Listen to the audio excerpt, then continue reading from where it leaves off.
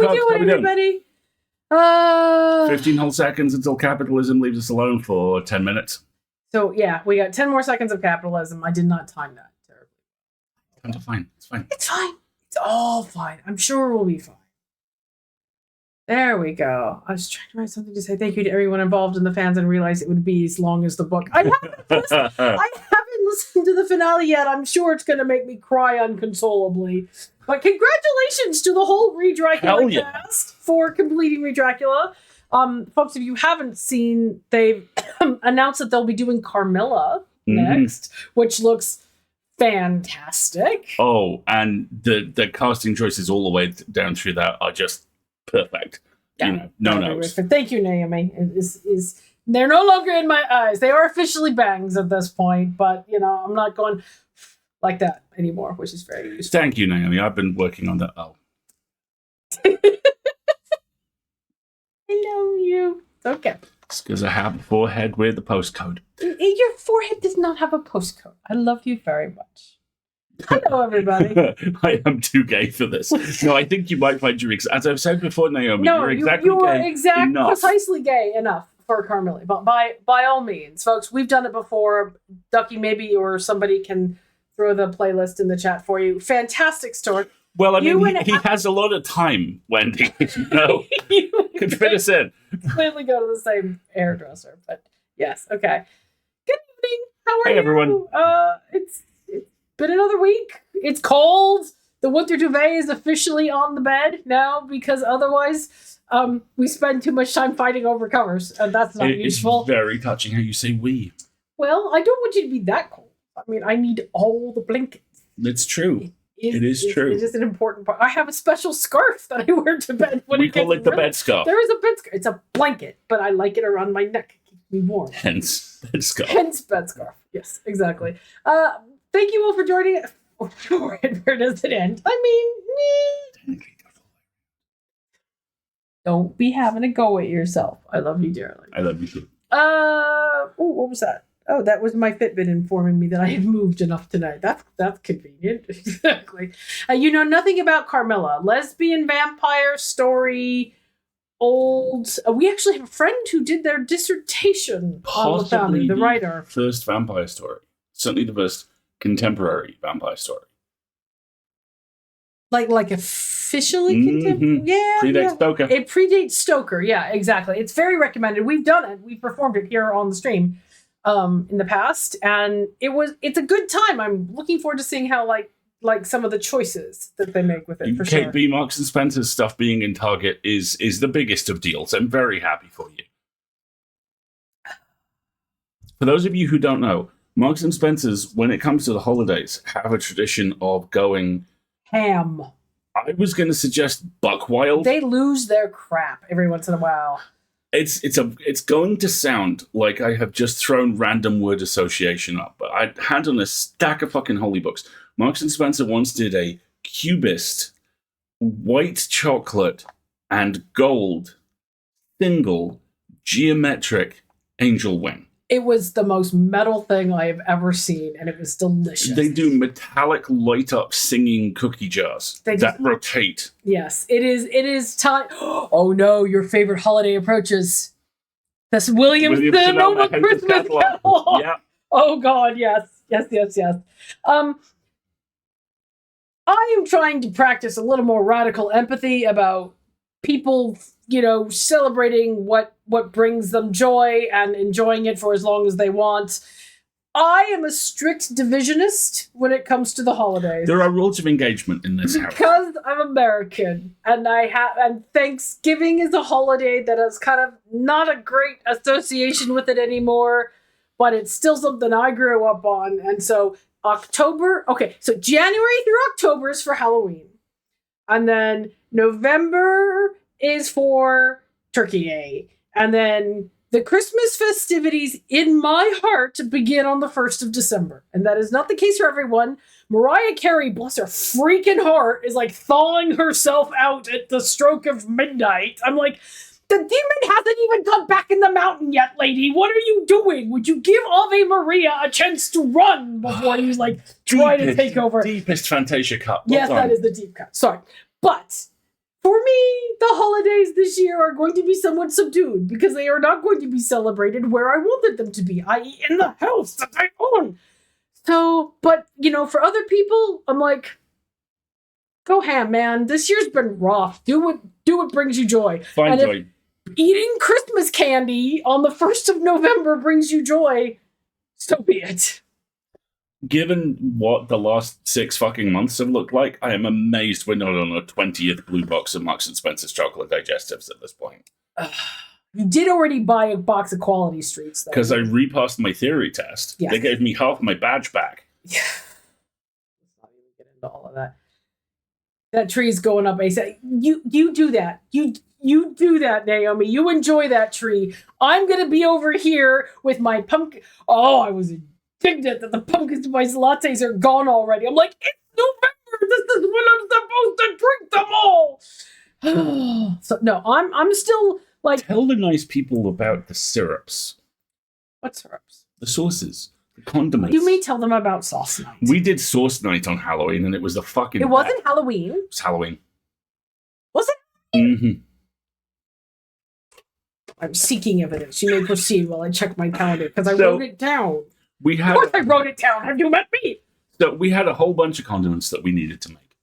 And we ranch dressing. There's a really good...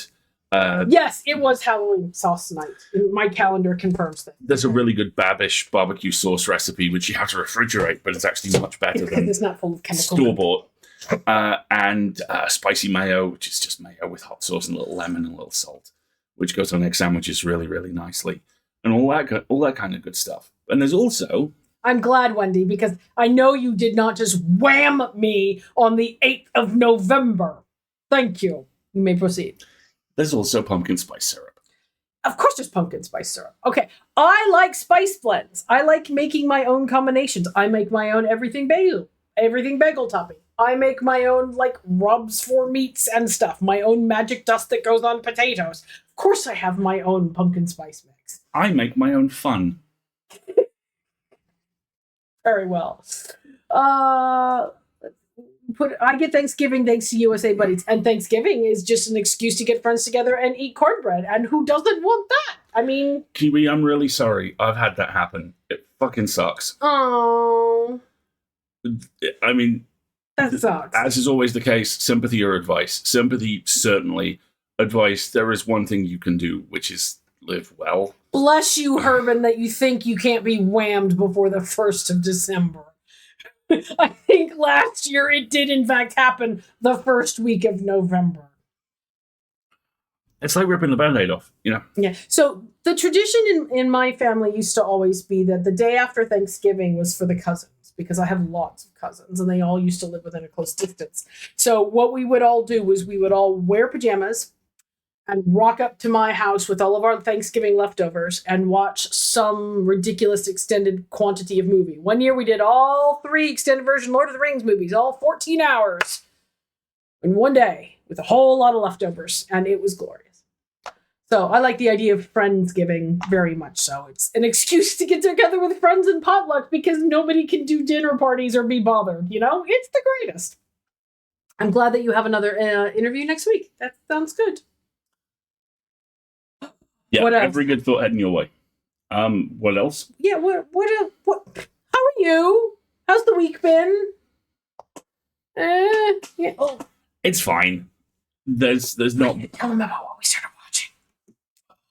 Okay, so we finished Lower Decks Season 4, which is a thing of freaking beauty, and the finale to Season 4 of Lower Decks is even more proof that nobody loves Star Trek as much as the people who write Lower Decks love Star Trek. Mm-hmm. It was a thing of glory, and it's one of the reasons why we need to do a rewatch of something that I won't say so we don't spoil it. But we wanted some more animated, fun half-hour stuff, and we finished Castlevania Nocturne. Mm-hmm. So we started the Critical Role. Vox and Arcana. 10 minutes in, the back of my brain went, oh, that's why. Take one wild guess who my favorite character is and who Alistair's favorite character is. We'll just let that go for a moment in the chat. But take one wild guess who each of our favorite characters is. And you will probably be right. Where are we? We're halfway through the first season? We're on episode 7. Yes, we are enjoying it greatly.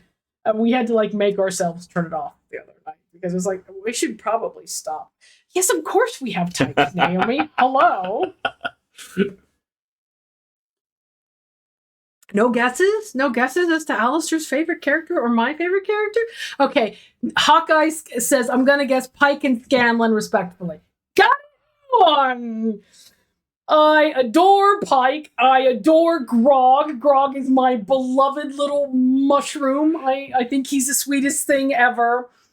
This motherfucker. Skeleton! Oh my god. God, I'm doomed. I'm doomed. That moment where he's like, no, it's fine. It's fine. I know what I'm doing. Smash cut. What the fuck am I doing? I have lived that.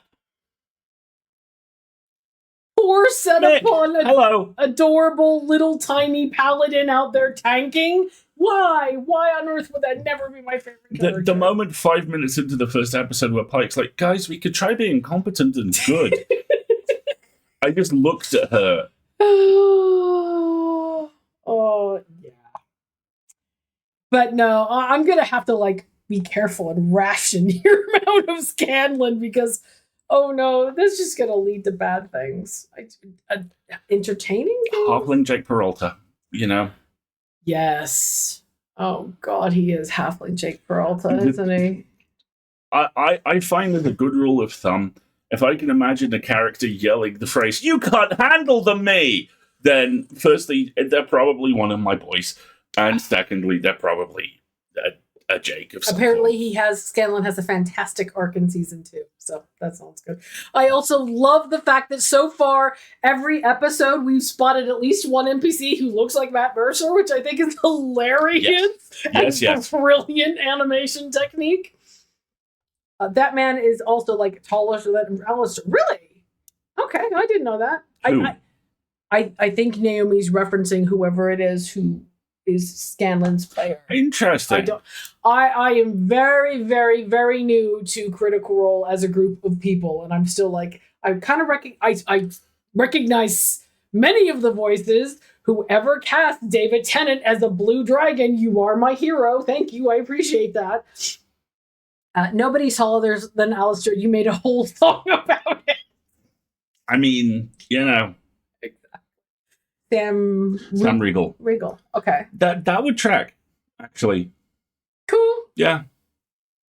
Upsettingly tall. Okay, good to know. He's just one of my people, then clearly. You know, is he upsettingly tall? They're up there enjoying the weather. It's okay. Right, clouds here. The chicken nuggets are down here. It's okay. They have to commute. You don't have to. Where? Stop it. That explains why he plays little guys. Oh, okay. Our favorite characters, my favorite character is Pike, and Alistair's favorite character is Scanlan. Although I'm awfully fond of Grog. I think we both have decided that Grog is too precious for this world and must be kept at all. I kind of feel like I bounce happily between the Pong sides of Grog and Scanlan. Lavalish, you know? I'm right there with you. We're kind of bouncing back and forth between the two of them. I will need some emotional run-up to be able to handle Burrow's End. I think we're going to do Mentopolis next. But my goal is we have tickets to Dimension 20 in April, and I haven't watched any Fantasy High, and so I feel like we should probably get caught up. Given that it's Fantasy that franchise, and that's the next big thing that they're doing. I think we should get caught up on that before April is my intention. Plus, I need to know. I have theories about what that mechanic of the little bean ball bearings and the metal tracks and stuff on the table are about. So 5 new piercings and 4 finger tattoos. That is a good week, Kiwi. Wow, nice. That is a very good week. I only know he's a voice director. I recognize his name in the DuckTales credits. Amazing! Which reminds me that the contemporary DuckTales is home to my all-time favorite modern own, and it is such a gentle one. Danny Pudi, who voices one of the kids, was being interviewed by largely undead at this stage interviewer Larry King. Yeah, he's the one we're waiting to die after freaking Kissinger. Yeah, exactly. And King asked about kind of what kind of luxuries he enjoys. And it became very apparent that King's thoughts on how much he was paid and how much he was actually paid are very different. Yeah. And it gets to the point where Pewdie finally goes, okay, Larry, what type of luxury do you think would be acceptable for me? And King goes, private jet. And Pewdie leans forward and goes, Larry, I'm on DuckTales. Exactly. And I agree completely with whoever it is in the chat that said the easiest way to get into Critical Role is to watch the cartoon as opposed to the 100 plus 4-hour episode. It's the fucking Princess Bride. It's the good bits version. Yeah, which I'm loving a great deal because it's like, okay, great, I'm getting the plot and I'm still getting plenty of characterization and performance, but it's taking a tenth the amount of time, and I can watch an episode over lunch and 2 over dinner and feel like I've accomplished something with my day. It's really nice. Larry, I'm on DuckTales is such a great burn. Yes, I agree completely. So yeah, we started watching that. Mm-hmm. We finished Nocturne. Nocturne. Which is a good time. What else have we done this week? Life admin. Don't get me started. Life. Anyway. Obviously, DuckTales actors are on zillions of dollars. I mean, the phrase actors and zillions is... No, poor thing. I tried listening to the Vox Machina campaign as a podcast and gave up. Because it's 5 hours long a time and there's fucking hundreds of them. Exactly. I mean, if I was a tower crane driver or I worked in, a backhoe all day long where I was listening to 8 to 10 hours worth of podcasts, that would be brilliant. That's not my life. I don't even make time for 5 to 10 hours of sleep most of the time. So that's just not the kind of consumption I have available to me. And it's not meant to be a podcast. Yeah, I mean, it's one of the things I really admire about the Dimension 20 crew is that they keep it pacey and they're good at editing. Because that really helps me be able to engage with it in the native performance format a lot easier. Because I can cross-stitch. I don't have to look at the screen to know who's pulling a face, so I can cross-stitch while I'm listening to their shenanigans, and that works for me. And the podcast version is just the audio of the video stream, so you miss a lot of the stuff that comes from expression and body language. Yeah. Did we catch any fireworks on Sunday? A few. Yeah, there were a few. We went to Brighton on Sunday for a friend's birthday lunch, and the weather was gorgeous, and it was a nice drive. And oh my god, the food was fucking huge. Little tiny high street Turkish place. Really basically good. Turkish nachos. It was lavash and some sort of like chicken sausage and this really great red pepper sauce. I don't know what it was, but it was phenomenal. Margarita had a moussaka that had a fucking horizon line. It was immense. It was great. Yes, you could have. Exactly. It was great. See, Brighton and I have come to an accord. Well, I haven't spent any time in like the downtown city area of Brighton itself. I'm sure it's lovely. I'm sure that would be fine. I've been to the pavilion once, but the beach at Brighton and I do not see eye to eye because it's covered in rocks, and that's unacceptable, says the Californian. It is not for me. I'm sure it's delightful for other people, but I need sand. I'm sorry. I'm going to St. Ives. I'll see you later. Brighton is also the location of my favorite not quite disaster movie. So, it parks for me. It has a very specific location. The Lanes is lovely. Do not drive there. Okay. I feel no call to Brighton. If I want to go to a beach, there's a lot of other beaches that are a little closer to me. Like Bournemouth is closer to us, and that is properly sandy, and that works for me. And it has lots of parking. St. Ives was the beach you once walked down the hill towards yelling "Beach!" periodically. Oh yeah. I think St. Ives is my favorite beach I've been to in the UK for sure. Though I do want to try like a northern sandy beach. Do you? Yeah. What is Largs? I don't know what that is. Yeah, see, the Whitby area of beach has been recommended to us, so that might be something we do. Though maybe, not till the weather's nicer for sure. You need to go to Ardellanish on Mull. Don't make me go to Mull because I'll never leave, Also, at some point, Holy Island is a surprisingly fun time. Naomi, I surf without a wetsuit. I don't care about it being cold. I'm insulated. Cold water is just part of the experience. I don't mind it being cold, but I want to be able to see through the water, and I want it to be sand that I am seeing through the water. You know, I have very low standards, but yes. Baby Scotland cold is something. I'm sure it is. Mm-hmm. I'm sure it is, Mm-hmm. but that's okay. You know, you get numb. Somebody make sure your toes don't turn blue. You're fine. That's what I'm here for. That's what you're there for. You're there to make sure my toes don't turn blue. Get to large during Worldcon next year. Thank you, man. That sounds like a very good preemptive remedy for whatever Worldcon malarkey will be inflicted upon us. Exactly. Right. Okay, so what else is... Do we need to talk about anything else? Let's see.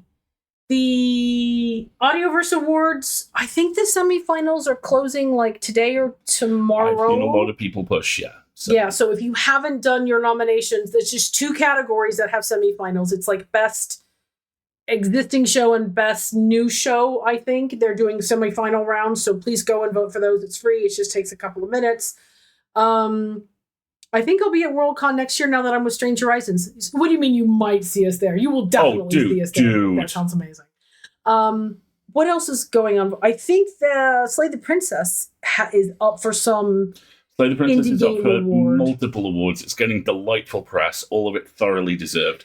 They are making Nicole and Johnny play and voice a live stream. I think that's at some point. November 18th. I want to say if you go to their Steam page, there's 2 things there for you. One, they'll tell you they're going to do a live stream of Tony and Abby playing the game, and they're going to make Nicole and Johnny do the voices live, and Brendan Boone is also going to be there, and I have challenged him to do the music on a ukulele and a kazoo.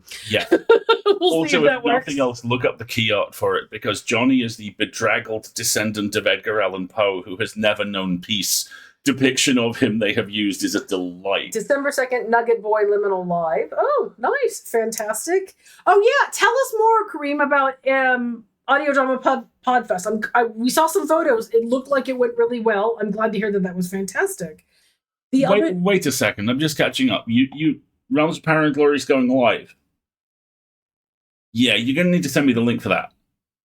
Well, MB heckling from the crowd. Well, December 2nd? Shoot, that's meetings weekend. Fames. Send me details. I'll see what we can do. If it's live, that means there's a chat. Yes, exactly. This year's been very, very good for games. I agree with you completely, but I think there's also a pretty good distinction between indie games and AAA titles. So I think Slay the Princess has every possibility of floating to the top of the indie games, which would be fantastic. And what was the other thing? On the Slay the Princess page, they just released like a supporters pack. Yeah. I think it's like £8.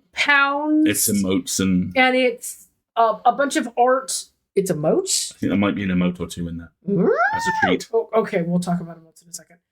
And the music. All the music is now available. So head on over and take a look. And yes, KDB, thank you. Darkside Detective is getting a physical release. Trading cards. There's trading cards. There's going to be Darkside Detective trading cards that you can buy. I don't have that link to hand, but it'll be in Signal Boost on Friday, right? At the moment, it's the featured one. I don't think we have anything else going on. So. Cool. Definitely go and check that out if you want to. They are fantastic. I think that was everything. Audioverse, Slay the Princess voting. There's just a lot of cool stuff going on now. We're starting to get to that point in the year, even with the various very, very justified strikes still going on, where look that up. Be prepared to get angry. Get very angry. Where there's just a whole bunch of good stuff arriving. So, yay. Which is fantastic. I think that's about everything I wanted to rattle off right about now. Why don't we take 2-3 minutes, everybody? Go and get yourself a beverage refill and all that good stuff. I will load up the game, and we will come back, and we will slay the princess. So far, we have done the all lawyer all the time play. We found the stranger, we found the specter, and we found the wraith. And the stranger and the wraith are the ones we have completed a round on. I don't know what else to call it yet. We don't have all that information. Are the ones that are end states. So I'm of two minds about what to do tonight. First things we might want to try doing is ending with the specter as opposed to the wraith. Yep. I think that might be a possibility. I also think it might be time to try for something a little more like pro princess. We sure, a little light murder sounds good. Maybe we should do something where we like listen to her and see what she wants. I've seen some really super cute art about some version that involved like thorns and vines and stuff, and I'm like, okay, that sounds good. And I'm like, where is my Disney princess? You've still not found my Disney princess. All talk, no stab. Yes, as opposed to no talk, only stab. I think it might be time to listen to her, right? Like it might be damsel time. So get your thoughts together, go get yourself a beverage, come on back, and we'll give it a shot.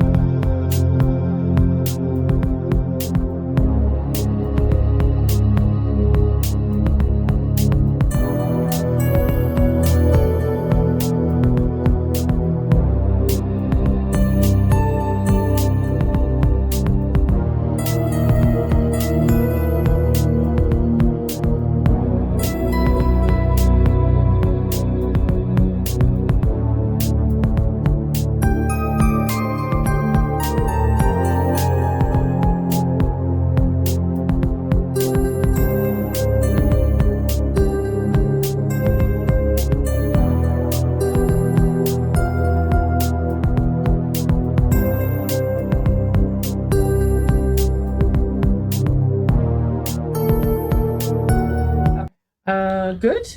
And we're back. And we're back. Okay. As a reminder, everybody.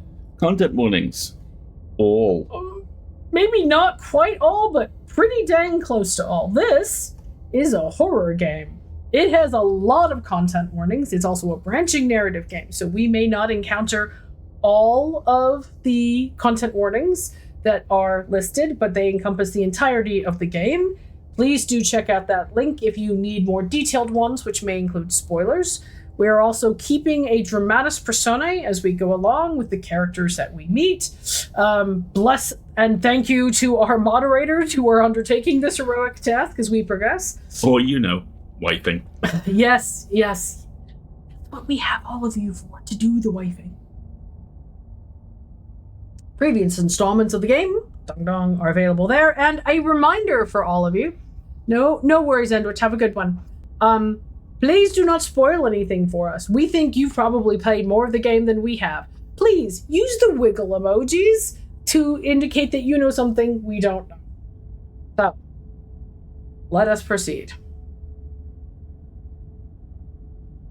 This is a love story. Let's put that to the test this week, shall we? I love how you sound as sinister doing that as you do doing the, oh yeah. All right.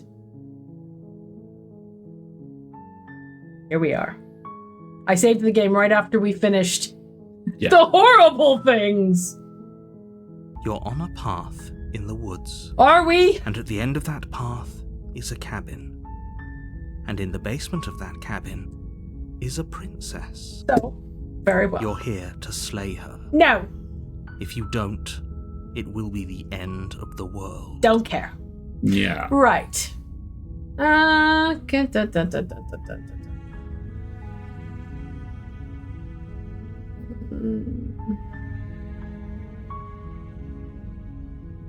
Let's see.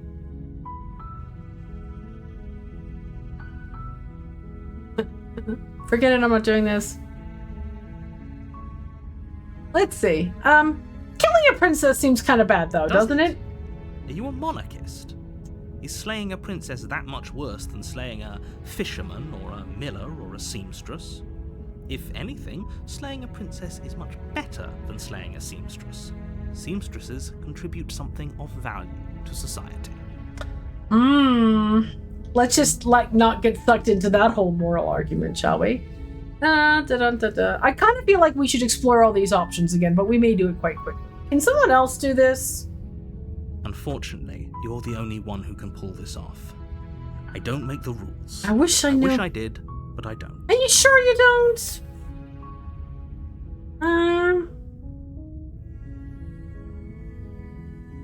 Have you considered that maybe the only reason she's going to end the world is because she's locked I up? appreciate the mental exercise, we are running up against a bit of a ticking clock. Prove it! Nevertheless, let me assure you, the princess is locked up because she's dangerous. She is not dangerous because she's locked up. Stop lawyering, Mercury. Before Let's you move decide on. to waste even more of our time by asking how I know that, let me suggest a more pragmatic lens through which to view this situation. I'm not interested in pragmatism. This is the romantic doesn't one. Matter here, because the end result is the same no matter what led us up to this point. If the princess leaves the cabin, the world will end, and there is no changing that. That is nihilism, my friend. If the friend. princess leaves the cabin, the world will end. Don't know necessarily that that's a bad thing, given how many times we've died, you know? It's no use arguing semantics over a metaphorical chicken or egg, because the egg is hatched and it's about to ruin everything. Well, see, just because the world ends doesn't mean that she did it and caused it to be ruinous, right? Unless, of course, you do your job and slay her. Yeah.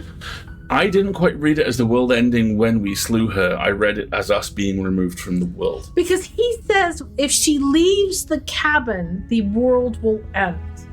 And that's a very different statement then. You have to kill her or the world ends. There is no ticking clock. And there is no clock here. That's bollocks. The end of the world? What are you talking about? The end of everything as we know it. No more birds, It's no the more end. trees, and perhaps most problematically of all, no more people.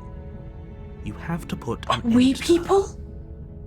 Do we count as people, though? We're a murder chicken, Johnny Sims. Ooh.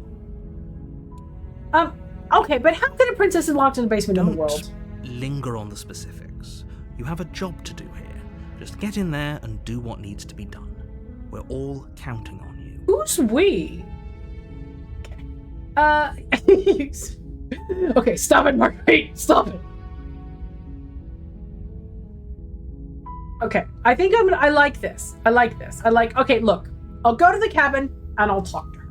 And if she's as bad as you say, then maybe I'll slay her. But I'm not committing to anything until I've had the chance to meet her face to face. He does say that there's a clicking clock, but there's no proof. There's certainly no evidence of it. Okay. Then I guess we'll just have to see what happens. But a word of warning. If you go in prepared to hear her out, she could easily trap you in her web of lies. Web wife. And the more you listen to her honeyed words, the harder it'll be to pull yourself out. Honey spider wife. Then each and every one of us is doomed. Yeah, but I'll be dead and covered in honey. So, You know. Oh, sure. Go. Talk to her. See how that turns out for all of us. Okay. Sounds Cool. great. That sounds like You a make plan. your way up the short path to the cabin. You'll find Spider the wife. princess within. Spider wife. wife. Right? Exactly. Okay, let's go. Catches all the Sims. Yep, very much so. And she's saying, The from interior of the Okay. cabin is Okay, almost the narrator entirely lies. bare.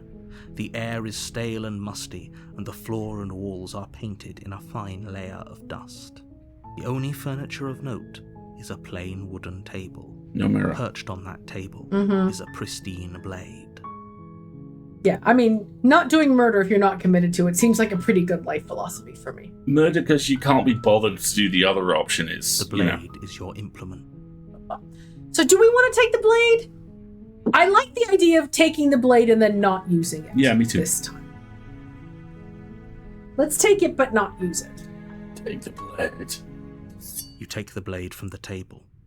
It'd be Let's see how that goes. The music changes when you pick up the blade, which is The door interesting. to the basement creaks open, revealing a staircase faintly illuminated by an unseen light in the room below. This is an oppressive place. The air feels heavy and damp, a hint of rot filtering from the ancient wood. If the princess really lives here, slaying her is probably doing her a favor. Don't be judgy. Her voice carries up the stairs. Who's there? Very neutral. I like that. Why don't we just convince her not to slay the She sounds dangerous. It's almost as if she's the one in charge down here. Why wouldn't she be? It's her life! Don't let it fool you. It's all part of the manipulation.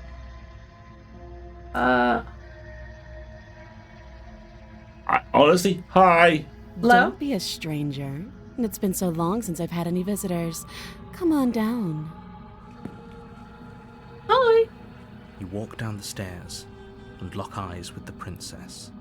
There's a heavy chain around her wrist, binding her to the far wall of the basement. Right, don't be a stranger is a heck of a phrase after our previous playthroughs. She's so coldly beautiful. Why is she... What? Is she really a threat to the world? Why do you think that's cold, my dude? Focus on the task at hand. Don't tell me what to do. And there you are. Are you here to kill me or something?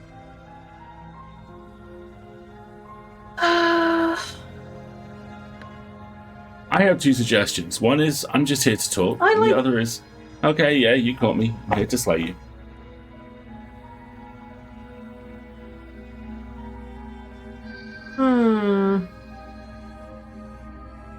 But I said I'm just here to talk. I'm holding a knife, but I'm here to talk. Then why did you bring a knife with you? How about you drop it, and then we can chat. I could drop it over here. She makes a compelling point. What if we just dropped the blade and talked? Look at her. It's not like she's a threat. I'm kind of feeling like that might be the good way to go. Don't you Me too. dare. Don't tell me what to do. It's fine. We can decide what we want to do after we talk to her. Maybe she really is a monster, but killing someone in cold blood isn't very becoming of us. Exactly. The blade tumbles out of your trembling hands and drops to the floor with an unceremonious clang. Was that so hard? See? Thank you. Maybe now we can just talk. Against your better judgment, you step forward to speak with the princess face to face, unarmed. She's got the anime eyes going on. See, Princess Big Eyes here. We'll be fine. Yep. I don't know what you're hoping to accomplish here, but I can assure you there's no reasoning with her. Just make sure you don't forget about the blade on the floor. You're going to need it. Mm-hmm. So here we are. What an awkward start to a relationship. So, here we go. Explore actions. Yeah, it's pretty awkward. Explore a relationship? Are you coming on to me? How would I get you out of here? Explore. Explore, I'm here because you're supposed to end the world. Explore, there's people out there who think you're going to end the world. I really like that one. What do you have to say to that? Explore, what's your name? Explore, how long have you been down here? Explore, do you know why I'm here to kill you? Okay, we've talked enough. I'm like... Can we start with, like, hi, what's your name? She hesitates before answering. You can address me as Your Royal Highness, or Her Majesty. Any honorific should do, really. Note the lack of detail. You can't trust her. Thanks for that, the narrator. Yeah, thanks for that, the narrator.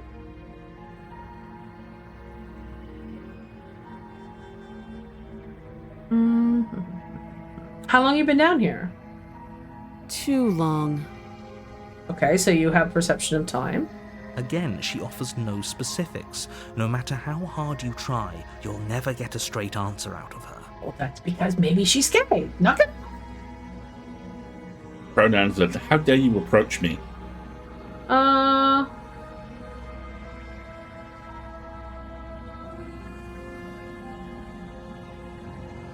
Yeah, this is pretty awkward. I know. I just said that. Now why are you here to kill me? Okay, so I have my reasons. Do you think I just come here to kill someone without even knowing why? That'd be ridiculous. Do you know why I'm here to kill you? You're supposed to end the world, or I've been told things, but I'm not sure what to believe. I think if we went with, you know why I'm here to kill you, she'll just come out with some fucking, well, you should know. I would go, I've been told things. I've been told things, but I'm not sure what to believe. Believe me. Shut up! Believe me. And do you think asking me what to believe is going to suddenly make everything crystal clear? Let's not pretend that's going to happen. As far as you're concerned, and as far as they're concerned, I'm going to say whatever I have to get out of here. That's just the dynamic of our situation.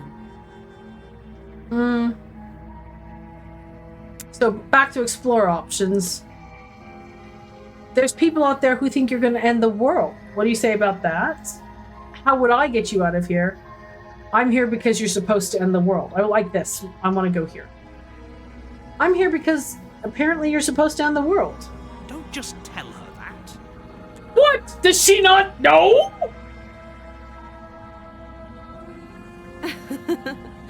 Is that why they threw me down here?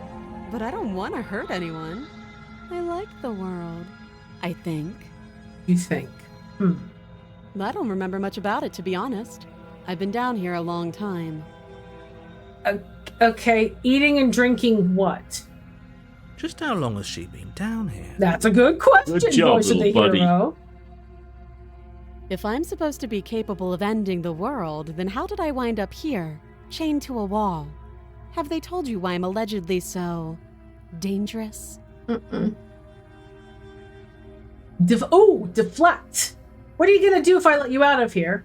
I've been told enough. I was hoping you'd tell me. No, but I'm sure they have their reasons for keeping that information secret from me. No, and if I'm being honest, I'm more inclined to trust you than I'm inclined to trust them. I like that answer. I also kind of like that we have this option to deflect. I like the deflect option, yeah. Okay. What are you gonna do if I let you out of here? Princess hesitates before responding. She doesn't know. She's been down here too long to have any idea of what she'd do in another life. Or maybe we could let her talk, hero. Inside voice, please.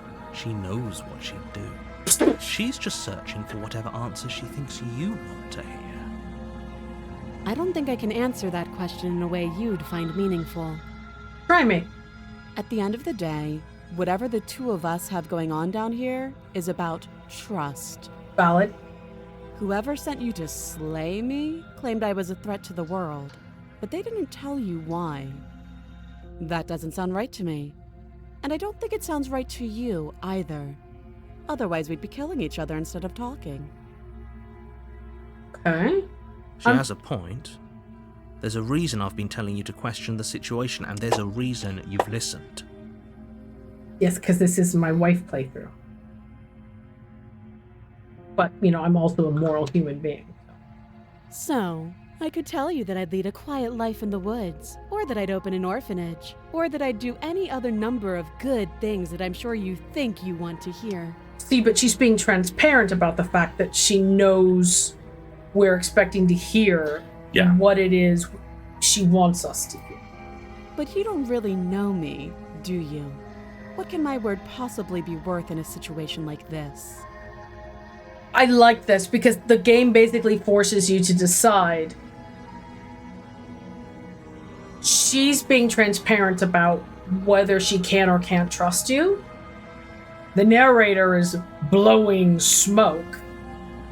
What are you gonna do? Yeah, it is very much Senza. It is very much mirroring technology.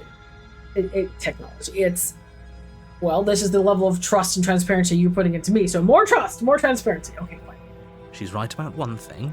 Her word isn't worth anything. See, you're just fucking over here throwing shade. Like I said, it's all about trust. Blind trust.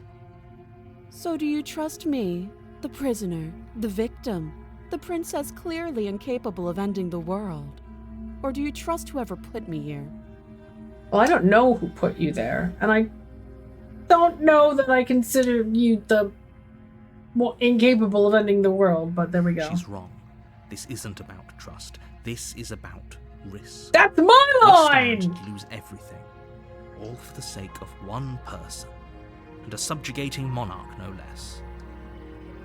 A little less British there, thanks. How would I even get you out of here? You can't. Don't bother. Wasn't talking to you, Beardface. I'm guessing you don't have the key then.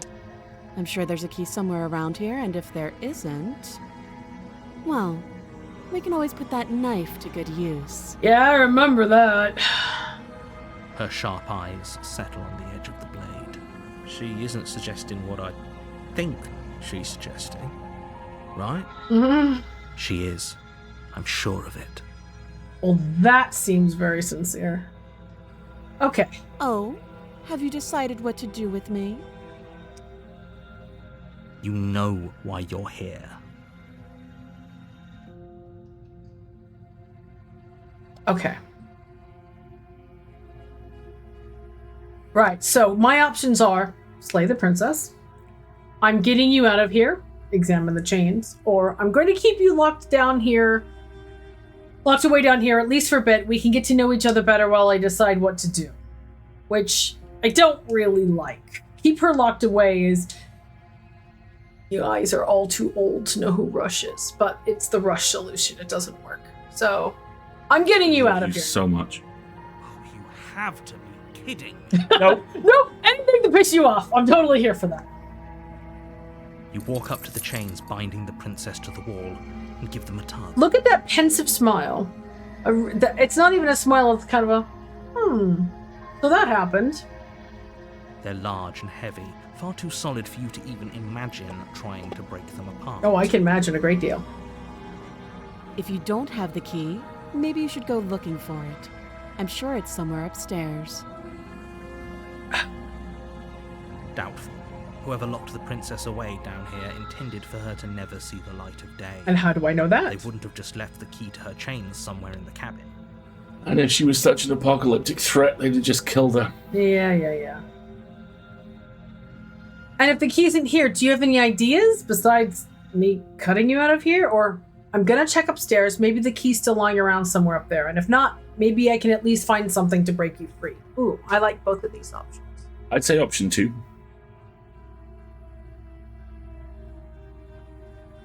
Yeah, let's all right, I'm gonna go check upstairs. It's also a trust test.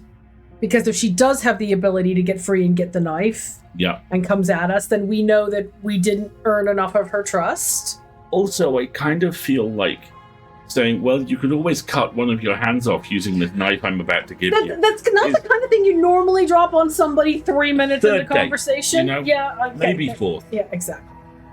I'm gonna check upstairs. Maybe the key's still lying around, and if not, maybe I can find something to break you free. I'll be here. Okay, fair. You attempt to make your way out of the basement, but the door at the top of the stairs slams shut.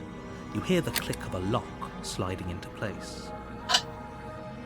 We still don't know who closed the door and who locked it, other than the power of narrative. Is someone else here? Thank you. Let's try the door.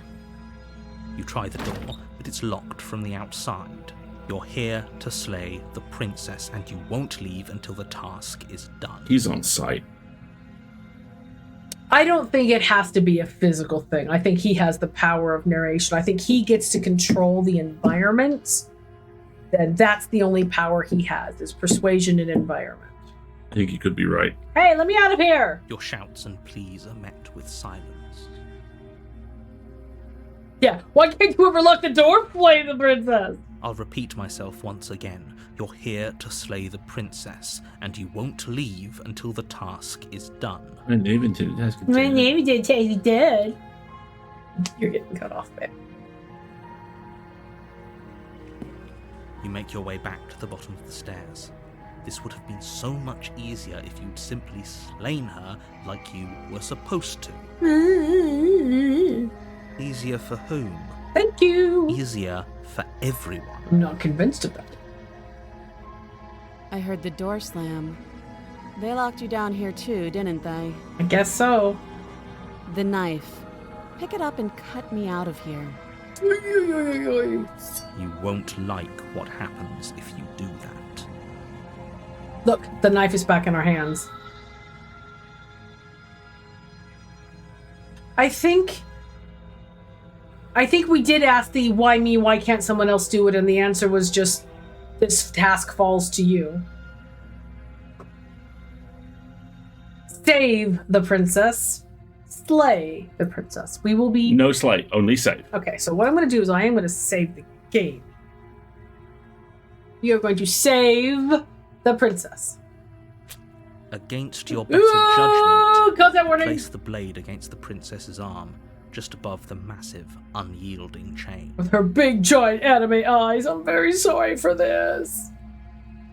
You cut into her flesh. Nasty. The blade is sharp, and you make quick work of it. Before long, you're able to crack through bone, and she pulls the bleeding stub of her arm through the iron gauntlet. It's not a gauntlet, it's a... Anyway. I know, this is one of my favorite stills of the game. I agree with you completely. She didn't so much as utter a sound. Oh? Free from her bindings, the princess turns to face you, her fierce gaze meeting your eye. Look at that, there's blood on our icon. How is she so composed after losing an arm? It's like she isn't even bothered by it. Hero, you don't know her stuff. Leave her alone. Thank you. Now let's get out of here. I agree. Let's get out of here. Let us approach the locked door, because that is the only option currently available to me. Yes, there's blood on the knife icon. No, we won't have any of that. The stakes are too high. You can't just let her escape into the world. No, I just can't let her escape into the world. Oh, so now not only are we unreliable, Mr. Narrator, but now we're, like, taking over, aren't we? As the princess approaches the bottom stair, your body steps forward and raises the blade. No! Wait, this isn't fair. You can't just do that. If you could just do that, then why didn't you do that to start with? And what kind of sadism does that imply? Watch me. Slay, slay, slay, slay, slay, slay, slay. Warn her. Scroll, scroll, scroll, scroll. I love how the warn her is not in the top. Yep. How you have to go looking for it. Look out! Stop that. I thought this was a little too easy. Your body lunges forward to sink the blade into her back, but the princess swiftly moves out of the way before you can connect. Good, get away from me! Stop it. Stop resisting me. I am trying to get you out of here alive. Lots of people apparently didn't realize you could Wow. scroll down and there was the option. Gotta search those couch cushions, folks! Resist! Must resist! The blade. Move the blade. No! Don't wanna! You're doing your best to help me, aren't you? I can see the conflict in your eyes. I'm trying to find it! It's not working! Please get away so I don't kill you! I'll make this quick.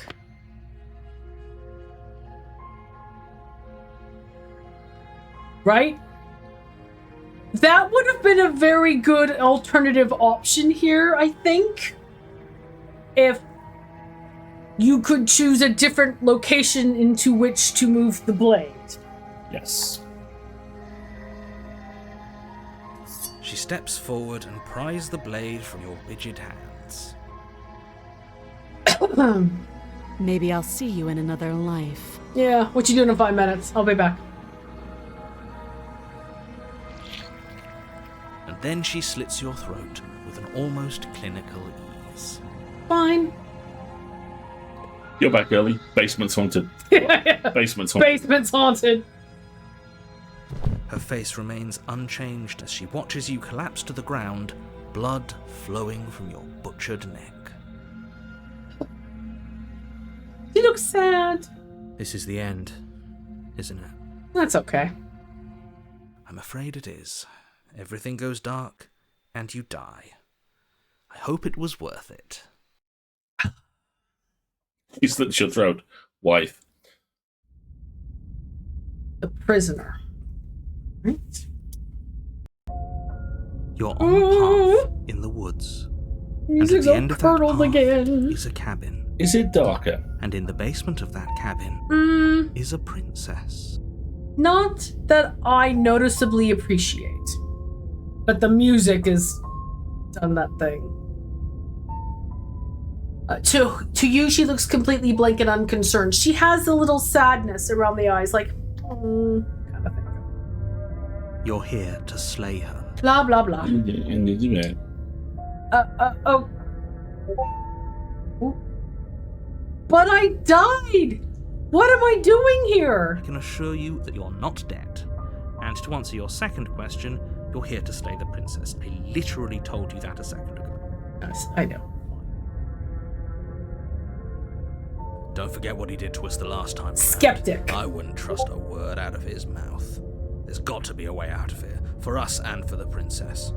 We just have to keep trying. Voice of the skeptic. Okay. I'm gonna write that down. Prisoner / skeptic. I didn't write down which voice we got, which princess list. I'm inclined to agree. If he doesn't remember what happened last time, maybe it's best to keep it that way. Agreed. Totally agreed. You know I can hear you two. Liar. It's going to be a lot harder than you think to keep secrets from me. You okay? It's just all warped and twisted. It's horrible, isn't it? There's a new tone to it. That rumble in the background. So, options are explore. Let's assume I'm telling the truth I and really all like this that. really did already happen. Why should I listen to you? Why should I bother doing anything? Proceed to the cabin, turn around and... It's the only explore option we get. Those are two very different questions, but fine, I'll indulge you if that's what it takes to get you moving.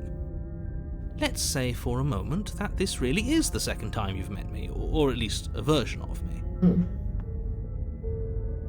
You died last time, which probably only happened because you didn't listen to me. I'm trying so hard not to lawyer this. The absolute irony. That's one way to put it, I guess. You really don't remember what happened last time, do you? You practically forced the princess to kill us. That doesn't sound like the sort of thing I'd do, which is honestly all the more reason for you to not buy into whatever self-delusions the three of you are crafting. This is a thought experiment, so I suppose I'll continue to give you the benefit of the doubt. If I did practically force the princess to kill you, it was probably for a good reason. Did you try and free her? Yes. Did you say something really mean to me? No. Because if I really did what you said I did, you probably deserved it. I'm a professional, after all. Professional what? Sure you are. Anyway, I believe your second question was, what's the point of doing anything? If you're asking that, it sounds to me like you're making the rather dangerous assumption that your actions last time around didn't have any consequences. And that's one of the key learnings from this time around. What do you mean? Of course there weren't any consequences. Yes, there were. We You forced killed the princess someone. to kill us, and now everyone's right back where they started. Are we sure? That sounds pretty consequence-free to me. So the hero hasn't appreciated the gravity of the time loop episode. Yes, but in this purely hypothetical scenario, that begs the question of how you got back here. Did time simply rewind itself, or were you instead transported to a different world entirely? Right? Always understand which time travel movie you are. Are you in Groundhog's Day, or are you in Loopers, or are you in Travelers? There's many different paradigms. Get specific. And we're in Sliders. If it's the latter, what do you think happened after you died? Yes, precisely. Exactly. Do you think the people there lived happily ever after? Or do you think that the princess, left unhindered, brought about the end to everyone and everything, just like I told you she would? Well, I will never know that. Neither will you. So why are you bringing it up? What a conveniently ambiguous group of things for her to ruin. For all we know, the princess left the cabin and never saw another soul. Perfectly valid equal interpretation! Oh, how I wish that were the case, but if the princess weren't a certain, inevitable threat to the world, the four of us wouldn't be here. And yet, here we are. I'm starting to wonder if the narrator has just drawn the conclusion that the princess being inevitable is bad and must be prevented. Or if this is the green Mass Effect 3 ending. It's like, well, this is the end state you're going to get to eventually if you pick red or blue, but the alternative is you can go to green immediately as opposed to it taking another, 30,000 years or whatever it was going to be. New theory. You're talking in circles. He's not talking in circles, but he's self-referential. No, I'm talking in facts. But yeah, okay. There's lots of facts in the world. Here we go. So we can turn around and leave, proceed to the cabin, or let's talk about this princess. Okay, buddy. Just be quick about it. I'm sorry, am I on a clock? Do you have any facts to back up the fact that I'm on a clock? Speak on Assassin's Creed. Who locked her in the basement? What is this place? Is an exploration. Or the only reason she was even able to kill me last time was because I let her. And all she did was slit my throat. How was she supposed to end the world? Which I think are both very good questions. So let's start with the narrator so bad he became a Republican. Well, he started as a Tory, so he's not really moving up in the world. Okay, if all she did was slit my throat, me an individual, then how was she supposed to end the world? She just can. Believe me, Oh, I wish I could. come on. You'll just have to trust that what I'm saying is true, and that, despite it all, you're fully up to the task that's been given to you. Yes, but you're making an extraordinary claim. And an extraordinary claim requires extraordinary evidence, and you're not giving me evidence. You're not doing what the princess says, which is mirroring my level of trust. You are digging yourself into a position. You are not even providing ordinary evidence. Yes, exactly. As a noted specialist in bird law once said, I have nothing but contempt for this court. You haven't given us an ounce of proof. You do know that, right? I love you, Skeptic! What proof could you possibly ask Oh, for? I can ask for anything. What can you provide? Literally anything. I'm trying not to. I'm trying to behave. It's not working. I'm sorry. Fine. Check your pockets. See, but all this proves is that he's capable, that his power of narration is capable of having physical effects in our world. Before you go any further, really quick, bird law. In fact, two things. Oh, God. I have nothing but contempt for this court is a line that Hot Rod yells at the Quintesson Tribunal in the original Transformers movie. I didn't do that. And Bird Law is Thank you, Wendy. Charlie in It's Always Sunny in Philadelphia insists that he is very well versed in bird law. He is in fact a bird lawyer. Charlie is not a bird lawyer. Also, commercialism. I am still desperate for M to Me be too. an attorney and show us legal facts. I think I might have a hernia live Do it. on camera. Or Nina Legal. That might also work. I haven't done that one either. Was it Hot Rod or was it an unnamed? Okay. Ace Attorney will go on the list. Okay, folks, capitalism is asserting itself and it wants us to check our pockets. So I'm going to save the game. Pockets. And we are going to take a short break for capitalism. And then we'll decide whether or not we're going to check our pockets or not. It's very interesting to me that this is an option. Let's talk about it when we come back, okay?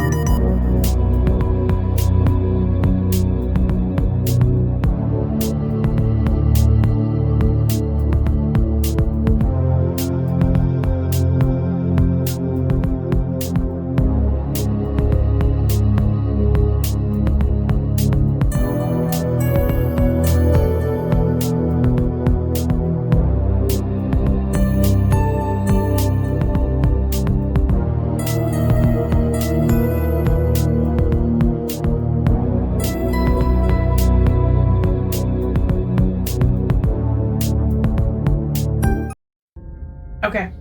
And we're back. Hey, Andrew. Hi. How's it going, Andrew? How you doing, buddy? Good to see you. So, remember how we talked before when we were talking to the princess about... Things just hiccuped. What was that? Is everybody here? Everybody hearing us okay? Ed Fortune. Hello, Mr. Fortune. How are you? Okay, so when we were talking about the princess earlier, remember how we were talking about masking and mirroring and the idea that, there was only so much she could only go off of us based on trust? he's asking us to trust him to check our pockets, to like reiterate like that he has this power to alter our physical environment. I think we should not check our pockets. I think we should not play his game. Okay. So I'm going to leave my pockets unchecked. You decide to leave your pockets unchecked. See? You two are the only ones who care about this little aside. No. See, he's just going to manipulate it to his advantage anyway. That's fine. Who locked her in that basement? What is this place? People locked her in that basement. Correct. And I told you what this place is. It's a path in the woods. Don't overcomplicate things. Yes, please tell us the one thing that's really up our street. If people locked her away, why couldn't they slay her? Why is this falling on me? It's not so much falling on me that I'm worried about, but you're being cagey. What aren't you telling me? Let's do that first. I've told you everything you need to know. Going into more detail would just overcomplicate an otherwise very simple situation and make your job more difficult. Complicate me, please. Not to sound like a broken record, but the less you know about her, the better things will go for all of us. No. I know it sounds like I'm hiding something. You but are. You're just going to have to trust me here. Maybe not. I don't wanna. If people locked her away, why couldn't they slay her? Why am I involved? Look, I'm not supposed to say this, but it's because you're special. You're the only person capable of doing this. Call it a prophecy, if that helps. But it's just the way things are. Oh my god, that is the coolest fucking Nordic thing, Museum Andrew. in Stockholm had a walking tour on Halloween. Actors doing skits as figures from throughout history, but something went wrong with their time machine, so all of them were spooky. I love that so much. That sounds glorious. I hope there's a million photos. Yes, he's Don't you fucking hero's journey me! I'm You're Frank Campbell. special. Piss off. You're a wizard. Am I a farm boy who stumbled into this magic forest? Oh, I didn't know we were special. Oh god. Hero, come on, don't fall for that. Of course you're special. Why else would you be here? Do you have some Turkish delight for me while Get we're the at bin, it? Joseph Campbell. Yes, right. We're here because we're special. Right? Peek it, skeptic. Look, you're annoyed that you're here. I get it. I'm also annoyed that I'm here. But we're Really? all in this together, and we're dealing with a bit of a ticking clock right now, so please just get to the cabin. The number of times that a ticking clock has been mentioned makes me want to do something. Not live on stream, but maybe I will leave this as a challenge to those of you also playing the game. Get to a point where you have to make a decision for the narrator and let the game sit. 20 minutes, 45 minutes, over an hour. See what happens. Do you get an accomplishment? Does he jump in with lines of dialogue about we're on a clock? I'm like, no, we're not. I'm just sitting here. Nothing's happening. Second to last was the 1820 soprano Jenny Lind, except she has zombie makeup and UV contacts. Tour guide said everything is fine. We just need to play music to her. So he starts a record player. She starts singing along and walking down off the platform. This is glorious and terrifying.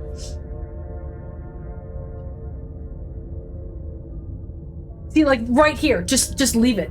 Just leave it.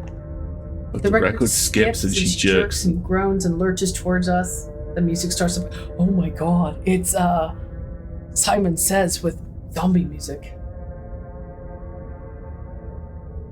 And it does sound really cool, Andrew. Just go to the camera. Yeah, see, I'm just tempted to be like, no. Maybe I'll just sit here. Just as she reaches us, the music cuts and she runs at us and everyone bolts. It was amazing. That sounds fantastic. Fucking great. Great. Now, if you don't mind, the whole world is waiting with bated breath for you to save it from ruin. Sure! So we can turn around and leave, or we can go to the cabin. Let's go to the cabin, because we want to try and free. Just have this image of us walking up to the cabin, dragging the knife along the ground like a kid with a bike. Like, stupid cabin. Right? Stupid murder. a warning before you go any further. Are you seriously going to tell us she's going to lie and cheat and we shouldn't believe her? Because, my dude, we are so past that. She will lie. She will... Yeah, whatever. Yes, don't believe a word she says. Just go in, take the knife, and do what you're supposed to. Wink. Did you just say wink out loud? I do like that little bit. No, I didn't. Wink. Just ignore this clown and focus on the princess. I am focusing on the wife. I mean princess. Nothing to worry about. Winky face.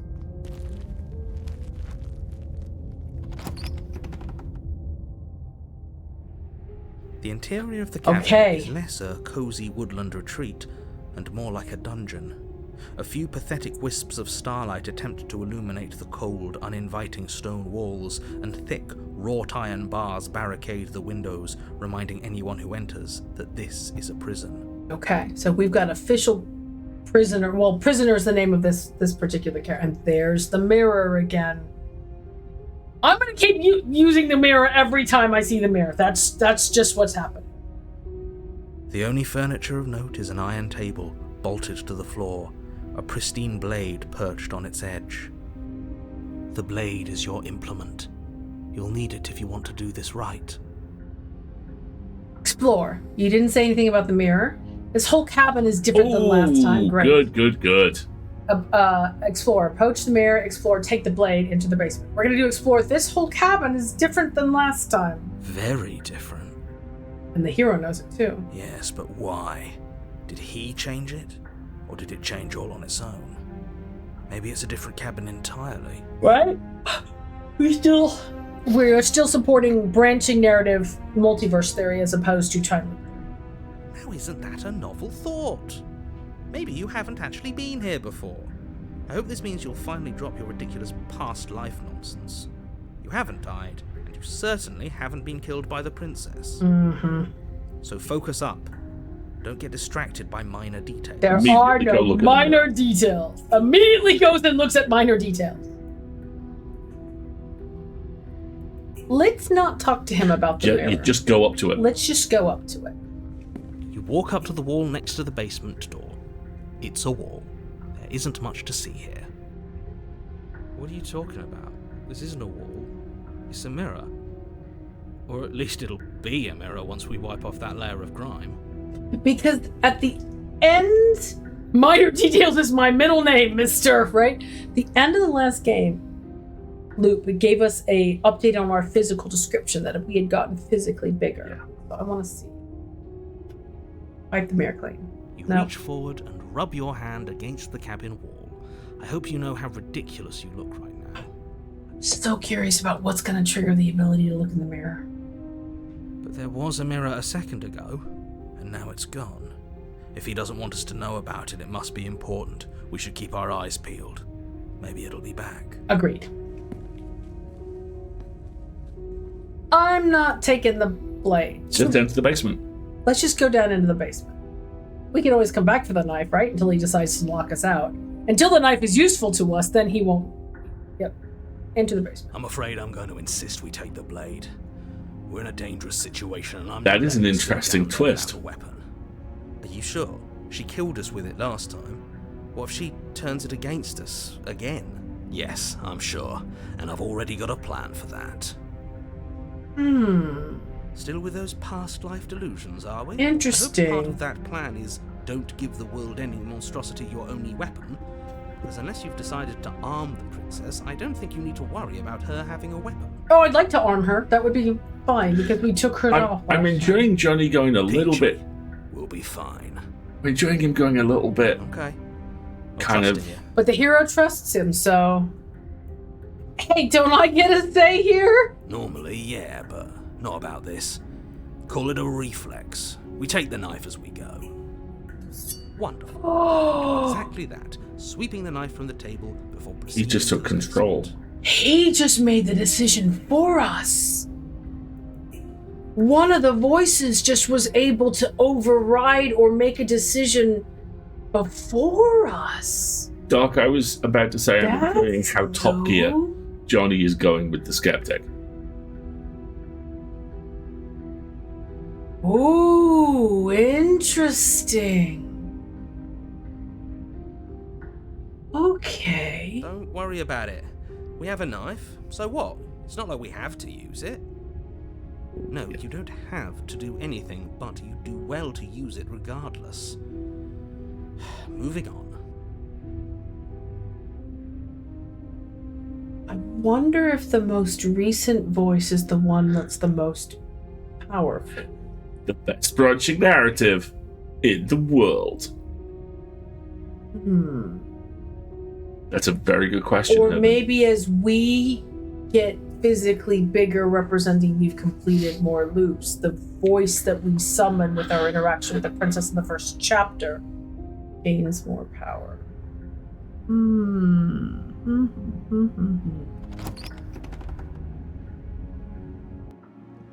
The door to the basement creaks open, revealing an old stone staircase.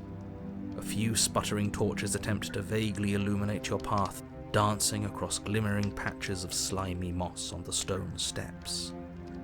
If the princess lives here, slaying her would probably be doing her a favor. Yes, but who lit the torches? Okay, torches don't burn that long. Who's coming in here and refueling these suckers? Sorry, it's a pet Who peeve. lit the torches? Who lit the torches? Her voice, harsh but controlled, carries up the stairs. Is that a visitor I hear? Interesting. Please, come downstairs. It's been a while since I've had company. Red lettering. But noticeably less, oh, hello, than last time. Okay, she has less millennial snark than she did last time. Does she remember us? Not sure. You walk down the stairs poor Oh my and God. eyes the thing. princess. She looks up at you, the heavy collar around her neck clanking loudly as she moves. The chains binding both her wrists to the far wall, joining the metallic chorus as she adjusts her hands in her lap. And again with the empty, smaller window higher up. So much for cutting her out of here. Do you hear yourself right now? Cutting her out of here never should have been on the Hush, table. you. Have you noticed the empty chain on the wall? Thank you. Odd that in a place where everything seems to serve a distinct purpose, there would be something so obviously useless. I wonder if you can lock yourself in here next to her. That was there last time too, wasn't it? Mm-hmm. It was. What an interesting development. Why don't you have a seat? The two of us should chat before you bury that thing in my heart. Don't really want to bury that thing in your heart, but let's have a chat. Yeah, that sounds fine. Isn't this where the demo ended last time and we were like, nope. Yeah. Oh.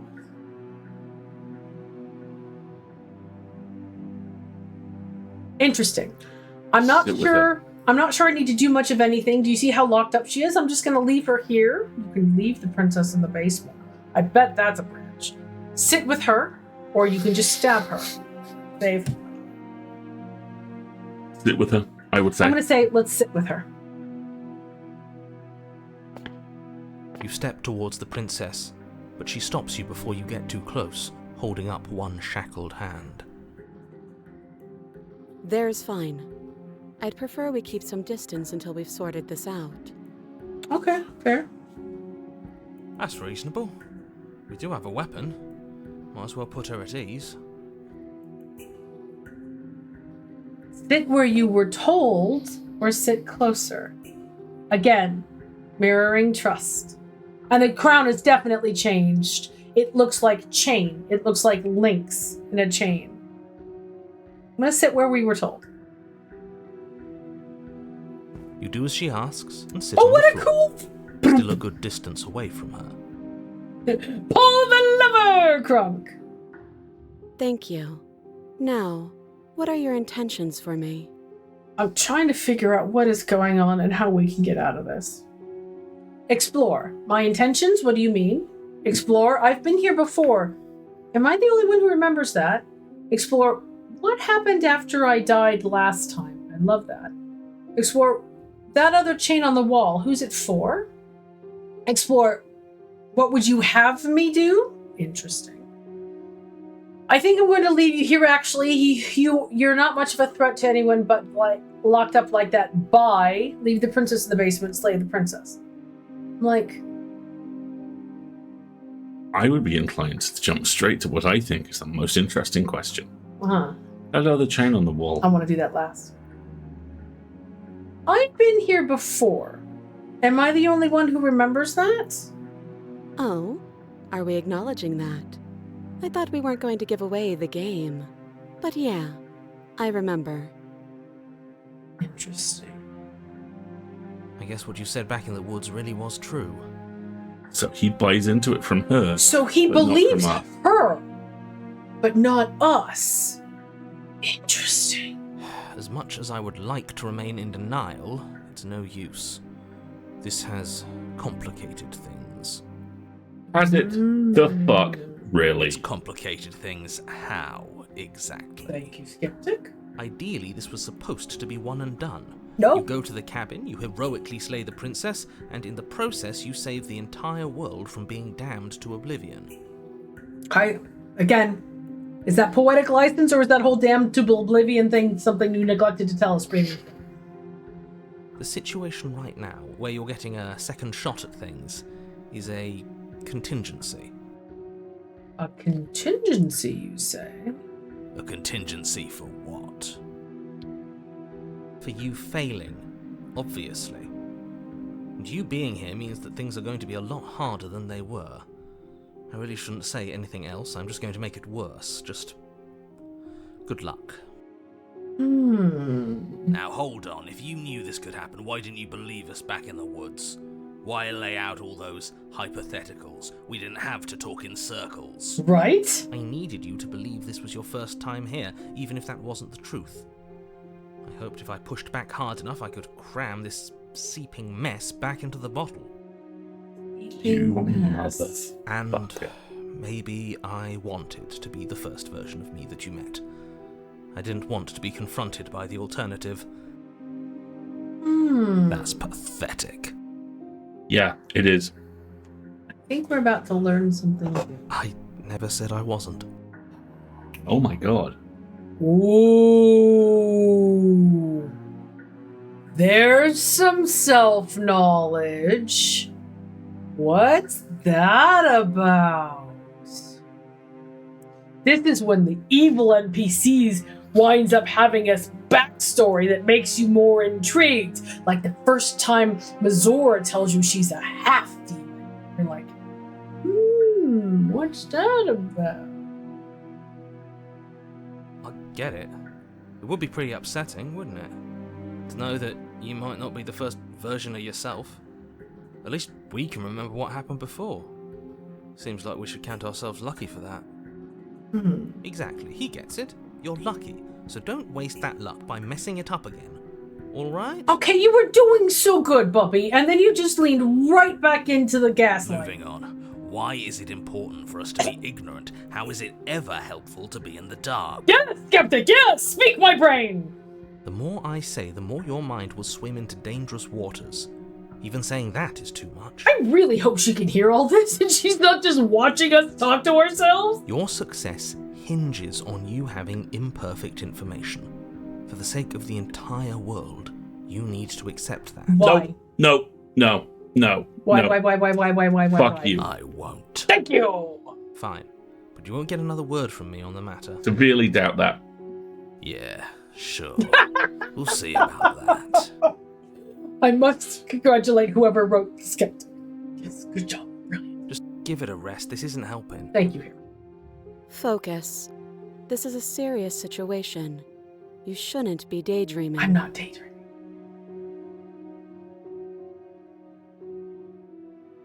You were asking about my intentions earlier. What did you mean by that? Explore. What happened after I died last time? Explore. That other chain on the wall, who's it for? I think I know Explore. what the answer to that one What is. would you have me do? I want to ask this one. You were asking about my intentions earlier. What did you mean by that? Because it's new. And I don't want it to go away. Yes, your intentions. You have a knife. What are you going to do with it? Why are you here? There isn't a keyhole in these shackles, and I don't see any keys in your hands either.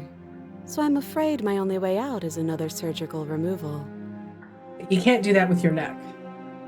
Is she forgetting about the shackle on her neck? Thank you, Kira. Or does she think she'd survive a beheading? right. Maybe she's delusional. Oh, come All the more reason on. not to trust her. Would you stop grasping at straws, narrator? You had a brilliant moment. So they got rid of the keyhole. Yeah? Unless she really could survive. Her arm grew back. Though I suppose you could just be here to kill me. But I don't think that's in either of our best interests.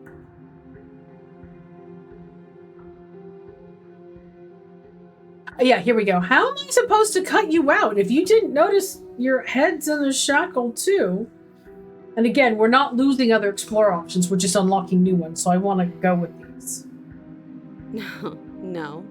Like I trust you to come any closer with that knife. All you're going to do is hand it to me and watch me work. Well, that's an option we can keep on the table.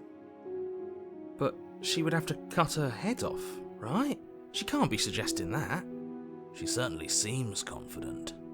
Maybe she knows something we don't. Fair. Or maybe you should consider the most likely scenario. She's bluffing so she can disarm you. That's very possible. Though if she isn't bluffing, whatever she has planned might be for her benefit alone. There's no guarantee that what's good for her is good for us. So, what should we do? I'm still thinking!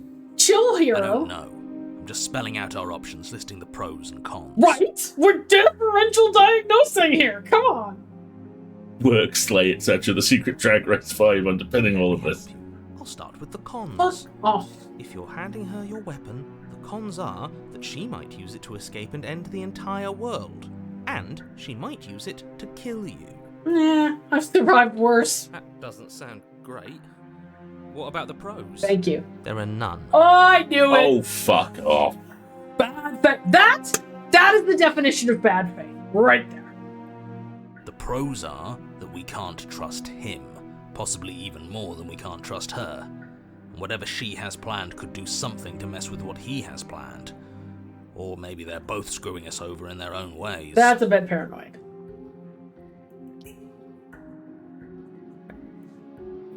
Okay, here we go. You realize that I have as much reason to distrust you as you have to distrust me. I'm not giving you a weapon. In case you've forgotten, you killed me with it last time. I can cut you out of here. I'm not giving you a weapon. Okay, I'm trusting her. You give her the... Oop, go back. Give her the knife.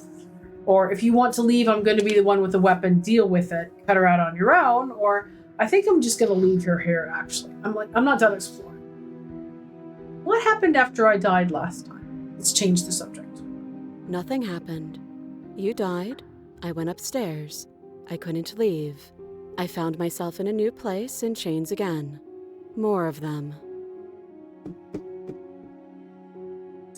Can't leave. Even if she's physically unrestrained, she can't leave on her Then own. that puts We the have to. complete lie to the narrator. If she can't leave, then she can never leave the cabin and end the world. And every time he's described this, it's if she gets out of the cabin, she will end the world. Yeah, exactly.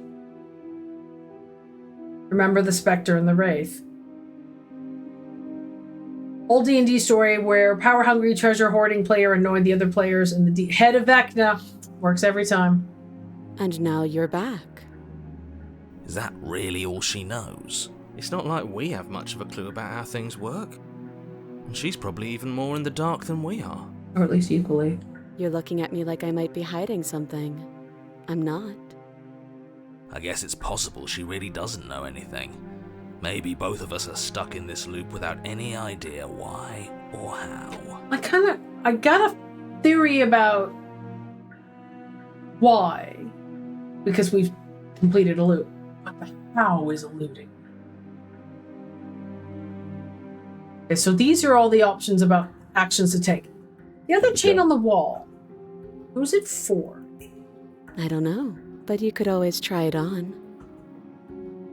Let's see what the narrator says to that. Maybe it'll fit. I hope I don't actually have to say this, but please don't lock yourself in chains. We need you ambulatory if you're going to save the world. Explore. Inspect the shackle. And then these are all options. Let's look at the shackle. I wouldn't do that if I were you. Why? Because she might throw it on me? If she does... Alright. And why is that? Do I even need to explain myself? It's a shackle, and it's one without a key. Do you want to be stuck here like she is? What happens next time, right? Do we both starve to death? Do they have to send a third person? I mean, this is a clipping test, right? And what? Is it going to lock the second we put our wrist into it? Possibly. But then, isn't Nero going to make us cut off our hand? I don't know. Maybe it will. He doesn't know. He doesn't want us to look at it. That's all the reason we need to investigate. Well, then, and I'm exploring all the couch cushions. You have to know all the options. But what if he's telling the truth? Well, then, we're not much worse off. He isn't. I am. Inspect the shackle. Oh yeah, we're inspecting the shackle. Right? If we chain ourselves around the neck, what's gonna happen? Is the princess gonna scuffle with us for the knife? Do we take her place next loop? Who knows? Against your better judgment, you approach the chain dangling from the far wall. The princess watches you with faux disinterest as you inspect it, though she can't fully hide her curiosity. I just want to see what it is. I don't want to say what I'm supposed to say next. What?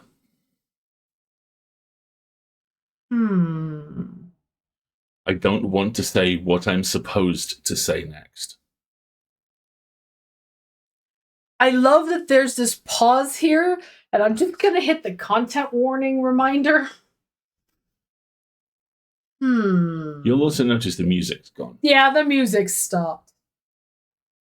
What is that supposed to mean? It sounds bad. Is it bad? Got a feeling it's about to be bad. Yes, it's bad. Come out and say it then. You're just wasting time. Fine. As you hoist the shackle, its heft shifts within your grasp, as if pulled by some odd magnetism. Before you can so much as blink, it practically leaps from your hands, snapping around your neck. That's what I thought would happen. And, as if your situation weren't bad enough, the same magnetism repels your blade, which is flung from your hand and sent skittering across the floor of the basement. Yep. Okay. Excuse me? Yes? Are we stuck here now? Yes. Prison of the mind. Become your own jailer. Okay. Huh, so it does fit. And I guess it doesn't like your knife. We're stuck here together, aren't we? That's funny. What are we supposed to do now? Have you never seen a spy movie? Stretch your body out, you try to use the length of your limbs to get the knife back, and... Can't even cut ourselves out. Guess we'll starve. Thanks, Top Gear. That's horrible. Yeah. It's not all bad. We learned a valuable piece of information. Not to touch things we're specifically told not to touch. Oh, hero, grow up. No, that there's something special about this loose chain. It's clearly important. Explore. So we're both stuck here. Explore. What should we do? Explore. Did you know this was gonna happen to me? She hasn't starved. Is this how they got her down here in the first place?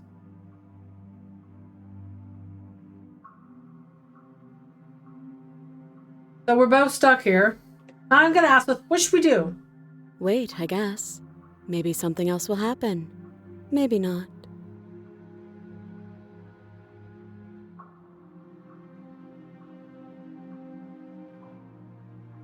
Did you know this was gonna happen to me? No.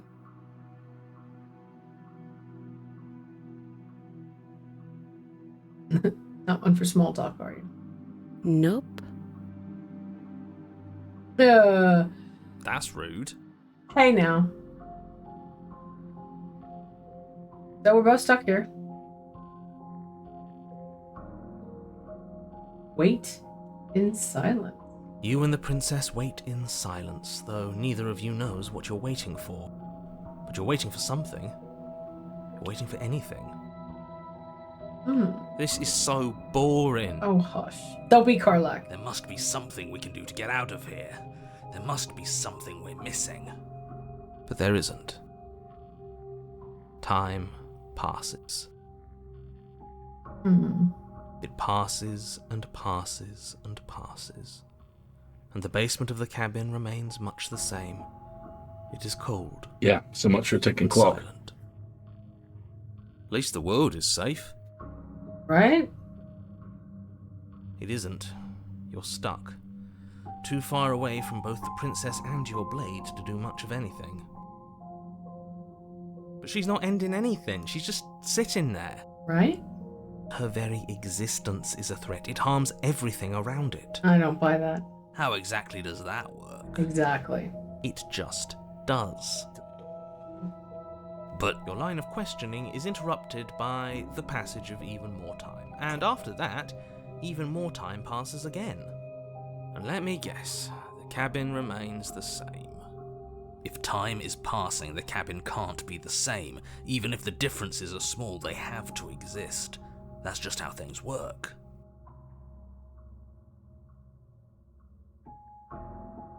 I suppose you're correct. Things are changing. Ooh. The differences are small at first, a bit of weathering here, a bit of erosion there, but then they get larger and larger.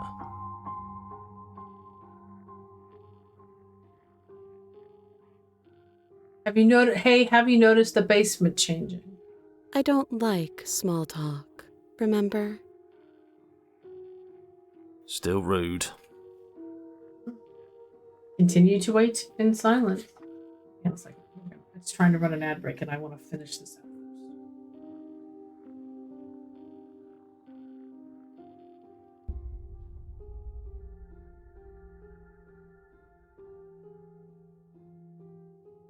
You continue to wait in silence, and the cabin continues to change. The decay comes faster now. You can see earth through holes in the stonework, can watch lichen spread along the seams of the walls. I wonder if the cabin literally rots out from around her, I if think that it's about counts as to, yeah. her getting free. That doesn't make sense. Has our entire concept of time changed? What happened to starving? We should have died by now if the rocks around us are starting to erode. Mm-hmm. She hasn't starved. Mm-mm. I guess she hasn't.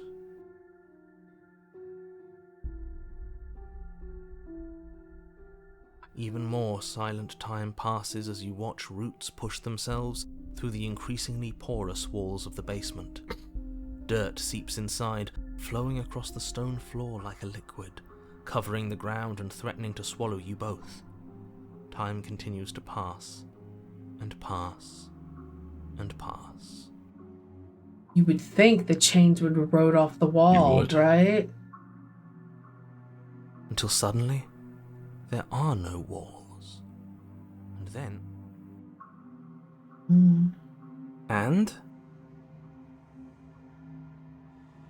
I think he's gone.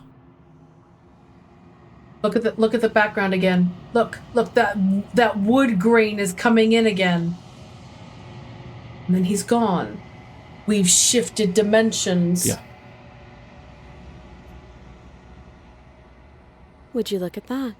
We made it out of the cabin, and nothing bad had to happen to either of us. Right? We literally waited it out. So this is the outside world. It's cold.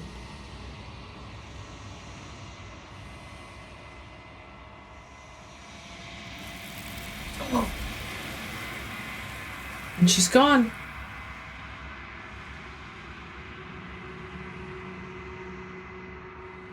But you do not get the chance to respond, nor will you ever. It's time to leave. Memory returns. she's gone. Where did she go? Should we try and find her? And there's that mirror again. Why is it here? Why now?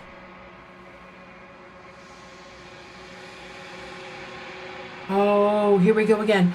Of course you're scared. This is the end for you, but it's not the end for me or Explore. It's going to be okay. Just trust me. You've been here before and you always get scared. Remember how we talked last time about how this section of the game is about us talking to the hero, who's the one who comes with us all the time, and how I think we want to nurture this relationship.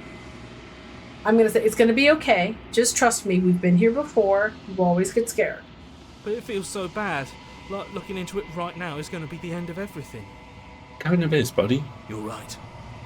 Part of me wants the truth, but something stronger is holding me back. Fear.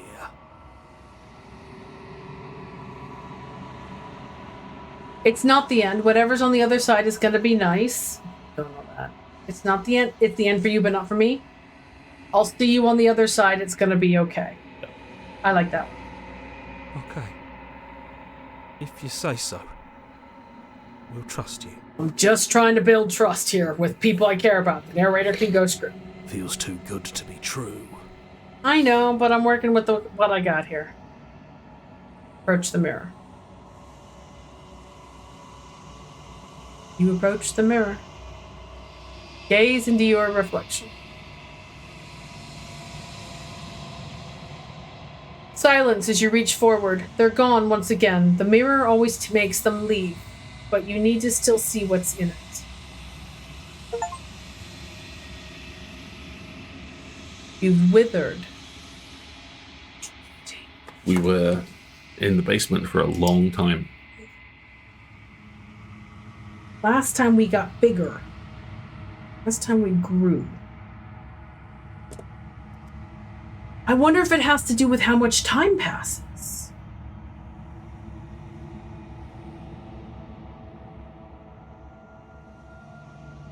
You find yourself in the long quiet once again. Proceed to the cabin.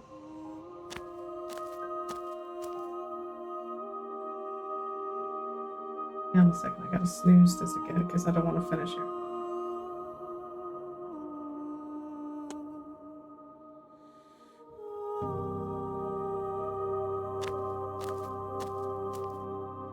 I am a growing chorus of contradiction, a mass of tides ebbing and flowing all at once in more directions than my attention can bear to hold.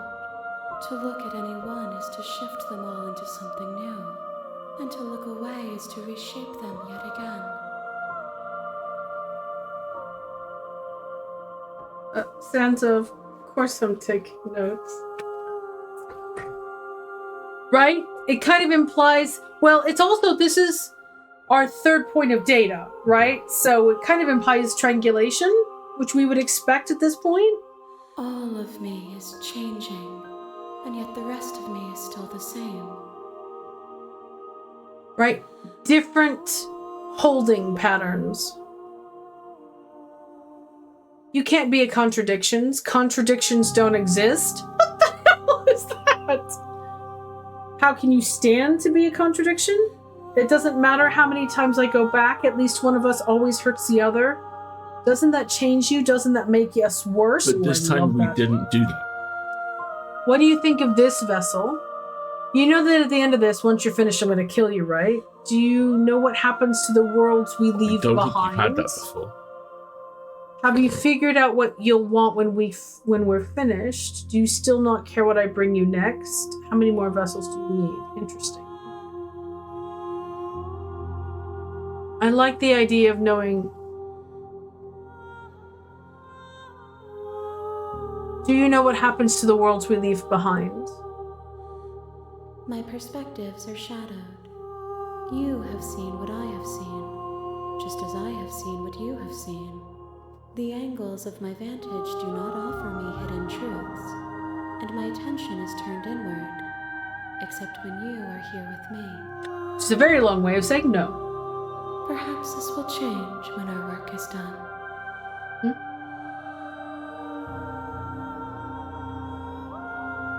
What do you think of this vessel? This one is cold and cynical. She has protected herself when others could not. She will make for a clever harp.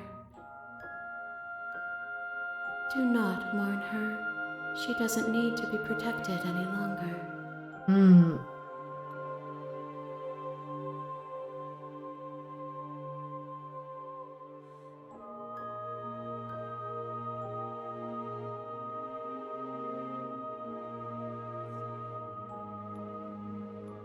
I like this. It doesn't matter how many times I go back, at least one of us always hurts the other.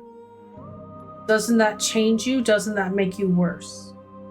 It changes me, but it doesn't make me worse, nor does it make me care for you any less. Does it make you worse? Do you resent me?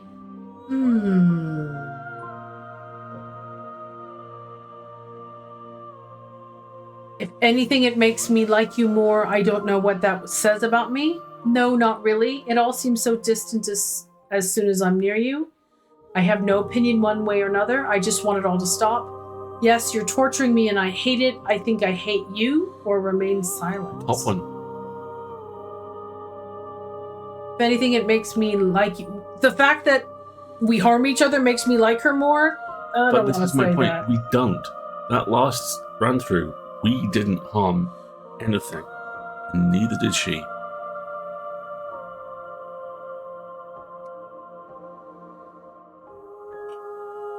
I'm going to say no, not... It's because your question is, do you resent me? I'm going to say no, not really. It all seems so distant as soon as I'm near you. I think that reinforces the realness of this. The smart move. It does seem small from here, and the more we journey, the smaller each of those steps will be. But that doesn't make any of them less special.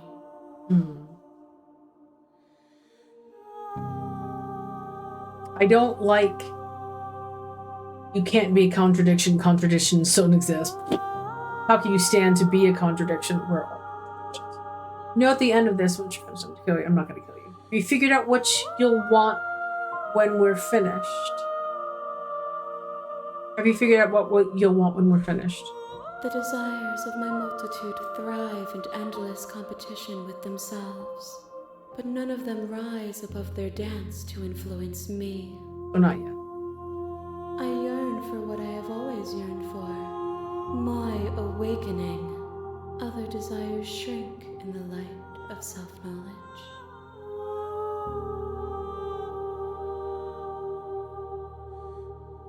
Do you still not care what I bring you next? I care about your gifts, but I have no preferences. You have your responsibilities, and I have mine. We're at 1 minute to Yeah, I add. know.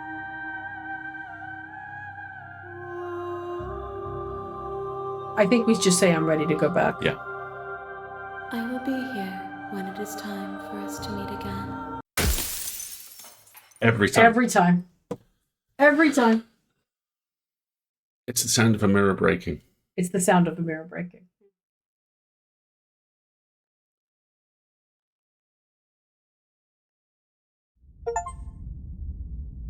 All right. A guarded vessel.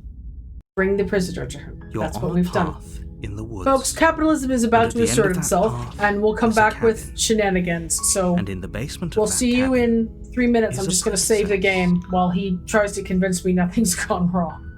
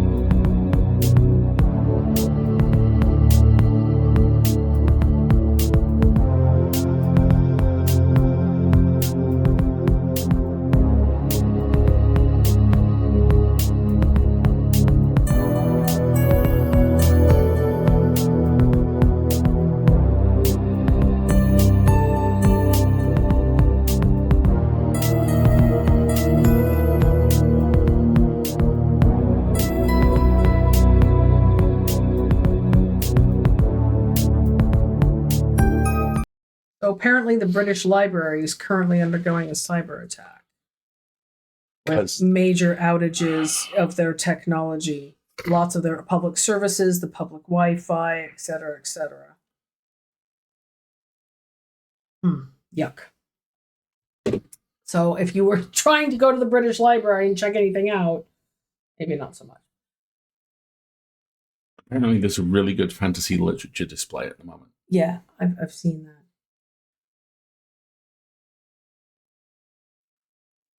I'm trying to like consolidate my thoughts here. I think we're learning more about, first of all, like she talks about different hearts. Every different princess brings a different type of heart.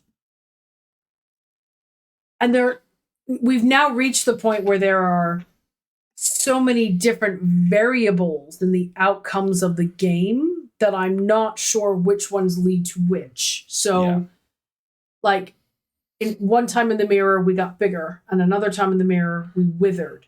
And I'm tentatively accumulating to that the idea of how much time passes for the character. The comment somebody made about the narrator being devoted to the preservation of their particular universe. They don't really care what happens to the other universes. That line about, I was hoping I would be the first version of me you met. Right. Which can cast the narrator in a tragic light, right? Because the first time we meet a narrator in a universe, he's doomed. It doesn't matter what he does. There's got to be a state change and a change of universe that means we'll always interact more with the second narrator than the first one. And all he was trying to do is get the damsel. I didn't expect to get the prisoner. So that was interesting. I like what somebody in the chat said earlier. We should do something where we try to slay the princess and fail. Yeah. For whatever reason. And Yeah. see what that is. I'm super curious to see what this run looks like, because the thing that's kind of fascinating me is the last couple of runs, the two we've just done, have very clear continuity. To the point where she remembers the step over. Right. See, this time we tried to save the princess and failed. So next time I want to try to slay the princess and fail. And as someone else pointed out, that line the narrator has about, oh, perhaps you just said something very mean to me. Yeah. He is a venal, petty little shit. He seems very, self-centered. And then he has that one moment of clarity and knowledge, and he immediately backs up. Very hysterical vibes. I love you won't hear anything else from me. Kill her. Kill her. Right, exactly. You could kill her. And I think you're right. I think we need to do more exploration about not taking the knife. The fact that the skeptic could override us and make us take the knife was fascinating. I'm kind of like on the watch now for voices developing more power. I'm really curious to see if we've got the skeptic this time around too. Yeah, I'm as well. Sorry. It's already 11 o'clock. It's getting late. Mindy has to pumpkin. So quick, shenanigan. If you leave the knife before you have the skeptic, he's the narrator, not the writer, right? Well, who's the writer? Who's the we? Don't want to say what I have to say next. Right? And I think we've encountered that once before, right? He's looking at the twine file for the game. Like, oh shit! I have to say this now. You know? Maybe. Right? Very much so. Okay. So we've got some shenanigans, and this is very, very homelandy. So let's see. Where is my button for the shenanigans? Oh, stop yawning. I love you dearly. Damn it, you're gonna make the whole freaking chat yawn. Okay, are we all nodding now? Yes, good. Yeah, sometimes when you die, he goes, I'm sorry, but that's how it is. Remember how with the Wraith, the blade was gone? No, I didn't remember that. Oh, yeah, the blade wasn't even there in the first place, was it? That's right. That is correct. But it's a different narrator each time, wasn't that admitted? I think so. I think every time you encounter the narrator, they're the narrator of their universe. But the and interesting then you're sliding question in and out of it between between The them. interesting question that's raised from that is we now know we remember, and we now know the princess remembers. Mm-hmm. So Occam's razoring that shit, Uh-huh. the narrator remembers. It's just whether or not he can bring himself to admit it. Yeah, maybe. That would be worth exploring, whether or not we can get the narrator to admit that he also experiences the loops. Sleep well, Wendy. Have a good night, Wendy. No worries. I'm sorry this is running a bit late, but let's do some shenanigans. So This is from Cannibal Canid. yes. Chess tournament put on hold briefly as White's bishops are having a schism. Black's pawns are taking the opportunity to discuss wages with their king, threatening him with the guillotine if they go further without proper care. The king obliges. While this may cause distrust in Black's upper castes, particularly his knights, the overall quality of Black's army has greatly improved. One of White's rooks has suffered structural damage. Knights are investigating to determine if it was sabotage or simply a result of the rook's old age. Meanwhile, White's bishops have come to an agreement. One will continue with traditional Catholicism, the other will modernize, translating their scripture from Latin to English. The royal family is yet to comment. The royal family is too busy dealing with an affair between the two queens, who somehow managed to escape both kingdoms. White's pawns are jealous of Black's pawns' labor rights and have unionized, but are for some reason targeting the kingside knight. White has ordered a new rook to replace the crumbling ruins of White's old rook, though due to a mix-up with the delivery boy, White was given an albino rook, Corvus Frugaligus. There we are. Both Black and White agree to play the rook as a normal rook, despite the difficulties of making a bird fight in a 12th century land battle. The bird keeps jumping when it's not supposed to, and frequently flies over half the board above several pieces. Black's knights are really jealous and try to teach a pawn the basics of falconry so they can capture the bird for themselves. White's kingside knight has used lethal force. White's remaining pawns have deserted White's army to join Black. Black's queenside knight and rook has left to join White, frustrated over the pawn's apparent privilege. White has successfully rebuilt their crumbled rook after White lost the rook bird, though White technically now has 3 rooks. Black has replaced Black's lost bishop with a rabbi. Amidst all the chaos, the queens have returned to the board and are hosting a wedding ceremony in the center squares. White's rook, the bird, discovered it had free will and is functionally on a third side. It attacks every piece it sees. White's modernized bishop, both of White's traditionalist bishops refused to hold a same-sex marriage, officiates the wedding, which was nearly crashed by Black's remaining knight getting drunk at the minibar and getting into a fistfight with White's rook, Tower. Black's pawns are hiding in fear from White's rook, bird. White's rook, bird, is circling ominously above White's king. White's king cannot run from a bird.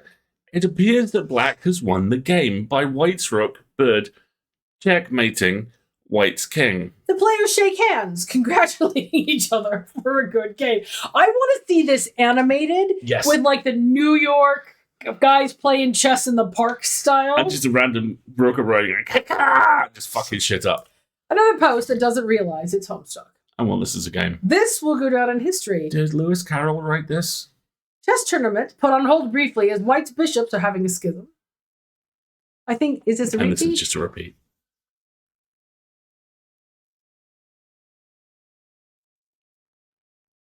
Repeat yet again? I'm trying to see if there's more here or if it just repeats. It just repeats. I think that's it. These are more. Oh, I think that was the complete version. The rest of these are just like Just scrolling. bits That's, ripples. Great. that's lovely. That's really cool. That's delightful. I'm voting for the White's Rook bird. Me too. I'm always back orcas. There's an animator of a similarly insane chess game somewhere on Tumblr. I would love to see that. If you find it, send it our way, by all means. This will be entirely for Ed, who may still be here, Andrew, who may still be here, and Wendy, who will catch this on Valhalla. If I tell you the bottom episode where they play chess, that is all you need to know. The two main characters are very bored. They have a chess board, but no pieces. Ketchup is involved, as is a 12-inch action figure of Spider-Man. Like ketchup, Squeezy tomato bottle. like not even like a little packet. Just full-on plastic tomato squeezy machine gun noises. Rock, paper, scissors, lizard spot. Rock, paper, scissors. Yeah, that. Good night, everybody. Good night, everybody. Right. We should wrap this up because we are also yawning constantly. and falling asleep. Right. So what's coming up this week? It is Wednesday. It's Wednesday, my dudes. Ah! Right, exactly. And this coming Friday, the next issue of our frequently award-nominated pop culture newsletter, The Full Lid, will go live. It's about a really good book this week. And there's also some very good interstitials and a pretty kick-ass play-out. Then on Sunday, we make our triumphant return to the unbelievably wholesome world of Toem. We have more pictures to take of the big city that we find ourselves in. Having found the granny and flipped over her car again, and now we have the action granny. Action granny. A fresh ride. Got flipped over, and we took photos of all the graffiti, right? And your bouncy hot dog hat turned out to be the exact thing that moved the exhibition from Yas to Yas Queen. Yes, exactly. It was delightful. So that'll be on Sunday morning, probably with some sausage rolls and maybe some almond croissants. I gave my coworker my frangipane recipe after a meeting on Friday, so she wants to see what my meatloaf looks like, and I want to see what her almond croissants look like. So we'll take Seems it like a from fair there. and equitable division of resources and labor, Especially doesn't since it? I get to eat both, So Hell yeah. it works for me. I think that's everybody. This has been a blast. Thank you so much for coming, folks. I'm so curious. Just the back of my brain is just What? chewing. How? Chewing on this. Chewing. Henry VIII Butler at a LARP. That sounds delightful. Brilliant. Have a wonderful time. What's my immortal? The Evanescence song. You're going to get Tim Meredith to read the Evanescence song in Trexel's voice. That would be hilarious. He's going to sing it, you realize, right? He's also a fanfic. Should I look that up? Or should I not look that up? The most famous fanfic. A few years ago, I had the singular pleasure of introducing a friend of ours to fanfic featuring his character. He was previously unaware of the concept. I know. It was delightful. It was like... It starts with, my name is Raven Ebony something something. Oh, God. All right, Maud. I can hear it. My name is Raven Ebony something something. All right, Mods, get me a link. We're doing this. I have to look this up. I absolutely have to. Ebony Darkness Dementia Raven Way. Okay.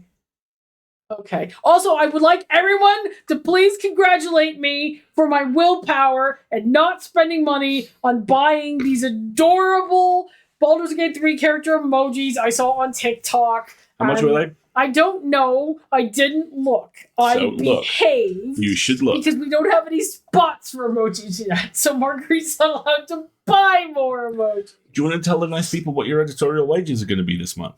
What are my editorial wages going to be? Are you really going to do that? I noticed it's in the Amazon cart. Yes, it's just, it's just resting. It was It's tired. just resting in your account, is it? It needed a place where it can rest for a little bit. It's not like I'm absolutely desperate to have the Peter Lucas Squishmallow or anything. Look at him! Look at his precious hat! Is he like this wide? No, this one's only the 8-inch one. Only the 8-inch one. He's not. It's like not like the absolutely gigantic one, but I may fail my save versus Squishmallow if I'm not particularly. Fail your save versus Squishmallow. We'll see. There might be other things. Such a big Peter. He's an itty bitty squishy Peter. Okay, here's your homework, right? So congrats. This was not the intention. Wait. Oh, is this the link? Have you found it? Yes. Okay. Let's see. My Immortal, Chapter 1. Oh God. Ebony Darkness Dementia Ravenway, and I have long ebony black hair. That's how I got my name, with purple streaks and red tips that reaches my mid-back and icy blue eyes like limpid tears, and a lot of people tell me I look like Amy Lee. There's been no punctuation in here right now. I can hear him going, I'm not related to Gerard Way, but I wish I was. Shouted a voice. I looked up. It was Draco Malfoy. What's up, Draco? I asked nothing. He said shyly. But then I heard my friends call me and I had to go away. Oh, no. Amazing. Okay, the fact that there are 44 chapters Amazing. Of this fills me with fear. I'm a goth and I mostly wear black. I love Hot Topic and I buy all my clothes from that. Oh, my God. And he's reading this live on air. Yes. Okay, tell me when. I gotta see that. By all means. Right. Go to bed, lovely darlings. We're going to do this. You have nothing to apologize for, Kiwi. Well, I mean, I can't promise I'm going to read the whole thing unless I have to actually. But Authorship of My Immortal and whether or not it is deliberate parody is disputed to this day. I love it. Just lean into the Valley Girl voice for her. Okay. Hi, my name is Ebony Darkness God. from Muncha Ravenway, and I have long ebony black hair. No. There are my immortal historians. Okay, I'm desperate to read that. Okay. It was snowing and raining, so there was no sun, which I was very happy about. A lot of preps stared at me, and I put my middle finger at them. Yeah, no, not gonna do this. I love how you do not choose violence, and then sometimes you just do.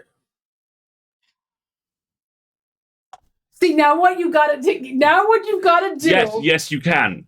Now what you've got to do is you've got to get him to agree to do a full cast reading of My Immortal. Valley Girdle Sloan Ranger in 2 steps, right? He said £100 you read on Twitch, 150 in tracks of voice. It got to 150 in 30 minutes. Of course it did. Of course it did. I want to see the light die in his eyes as he realizes that. Did you see that photo he posted of his cast photo for a play he's going to be in? Hold on a second, I have to. What was this the kind of young, clean-shaven Captain America looking Tim? Oh no! I could do this all day. No! Where are you, Mr. Meredith? Come here. Coquettishly. Yes, yes. Truly evil. Look at that little This face. pitch deteriorates the further you get. It makes full cast reading a challenge. Oh, this sounds like something improvers do when they're drunk, right? Absolutely. Kickstarter for an audio drama podcast of My Immortal. I don't know who Kareem is Everyone. playing. Kareem is playing everyone. We have to get the academic in to divvy up the cast, the list, the lines list in this casting. Oh God, you can hit it wraps itself around anybody's voice. A lot of preps were staring at me. I gave them the finger. Yeah, that's it. It's round robin. Everybody has to take a sentence, and then you just pass it around. Yeah. Oh my God, I love the internet. I love internet culture. Sometimes. Good job, everyone. Good job. That's amazing. All right. We're over time. Wendy's gone to bed. She's shaking her fist at us in the VOD. So why don't you, if it is appropriate in your time zone, do the same. And if not, maybe you need a little nap. I'm not sure. That's a little treat. Who knows? Yeah. I need a little nap, but we'll see. Need like a 6 to 7 hour nap. It might work. Power nap. I think that's everything. Do we have anything else to talk about? No, because if we talk about anything else, we'll go off on a tangent. Right. Thank you so much for joining us, folks. I've been Alistair. I've been Marguerite. And this has been profoundly psychologically traumatizing in just the best of ways. It's been immortal. We'll see if it works. Have a good night, everybody.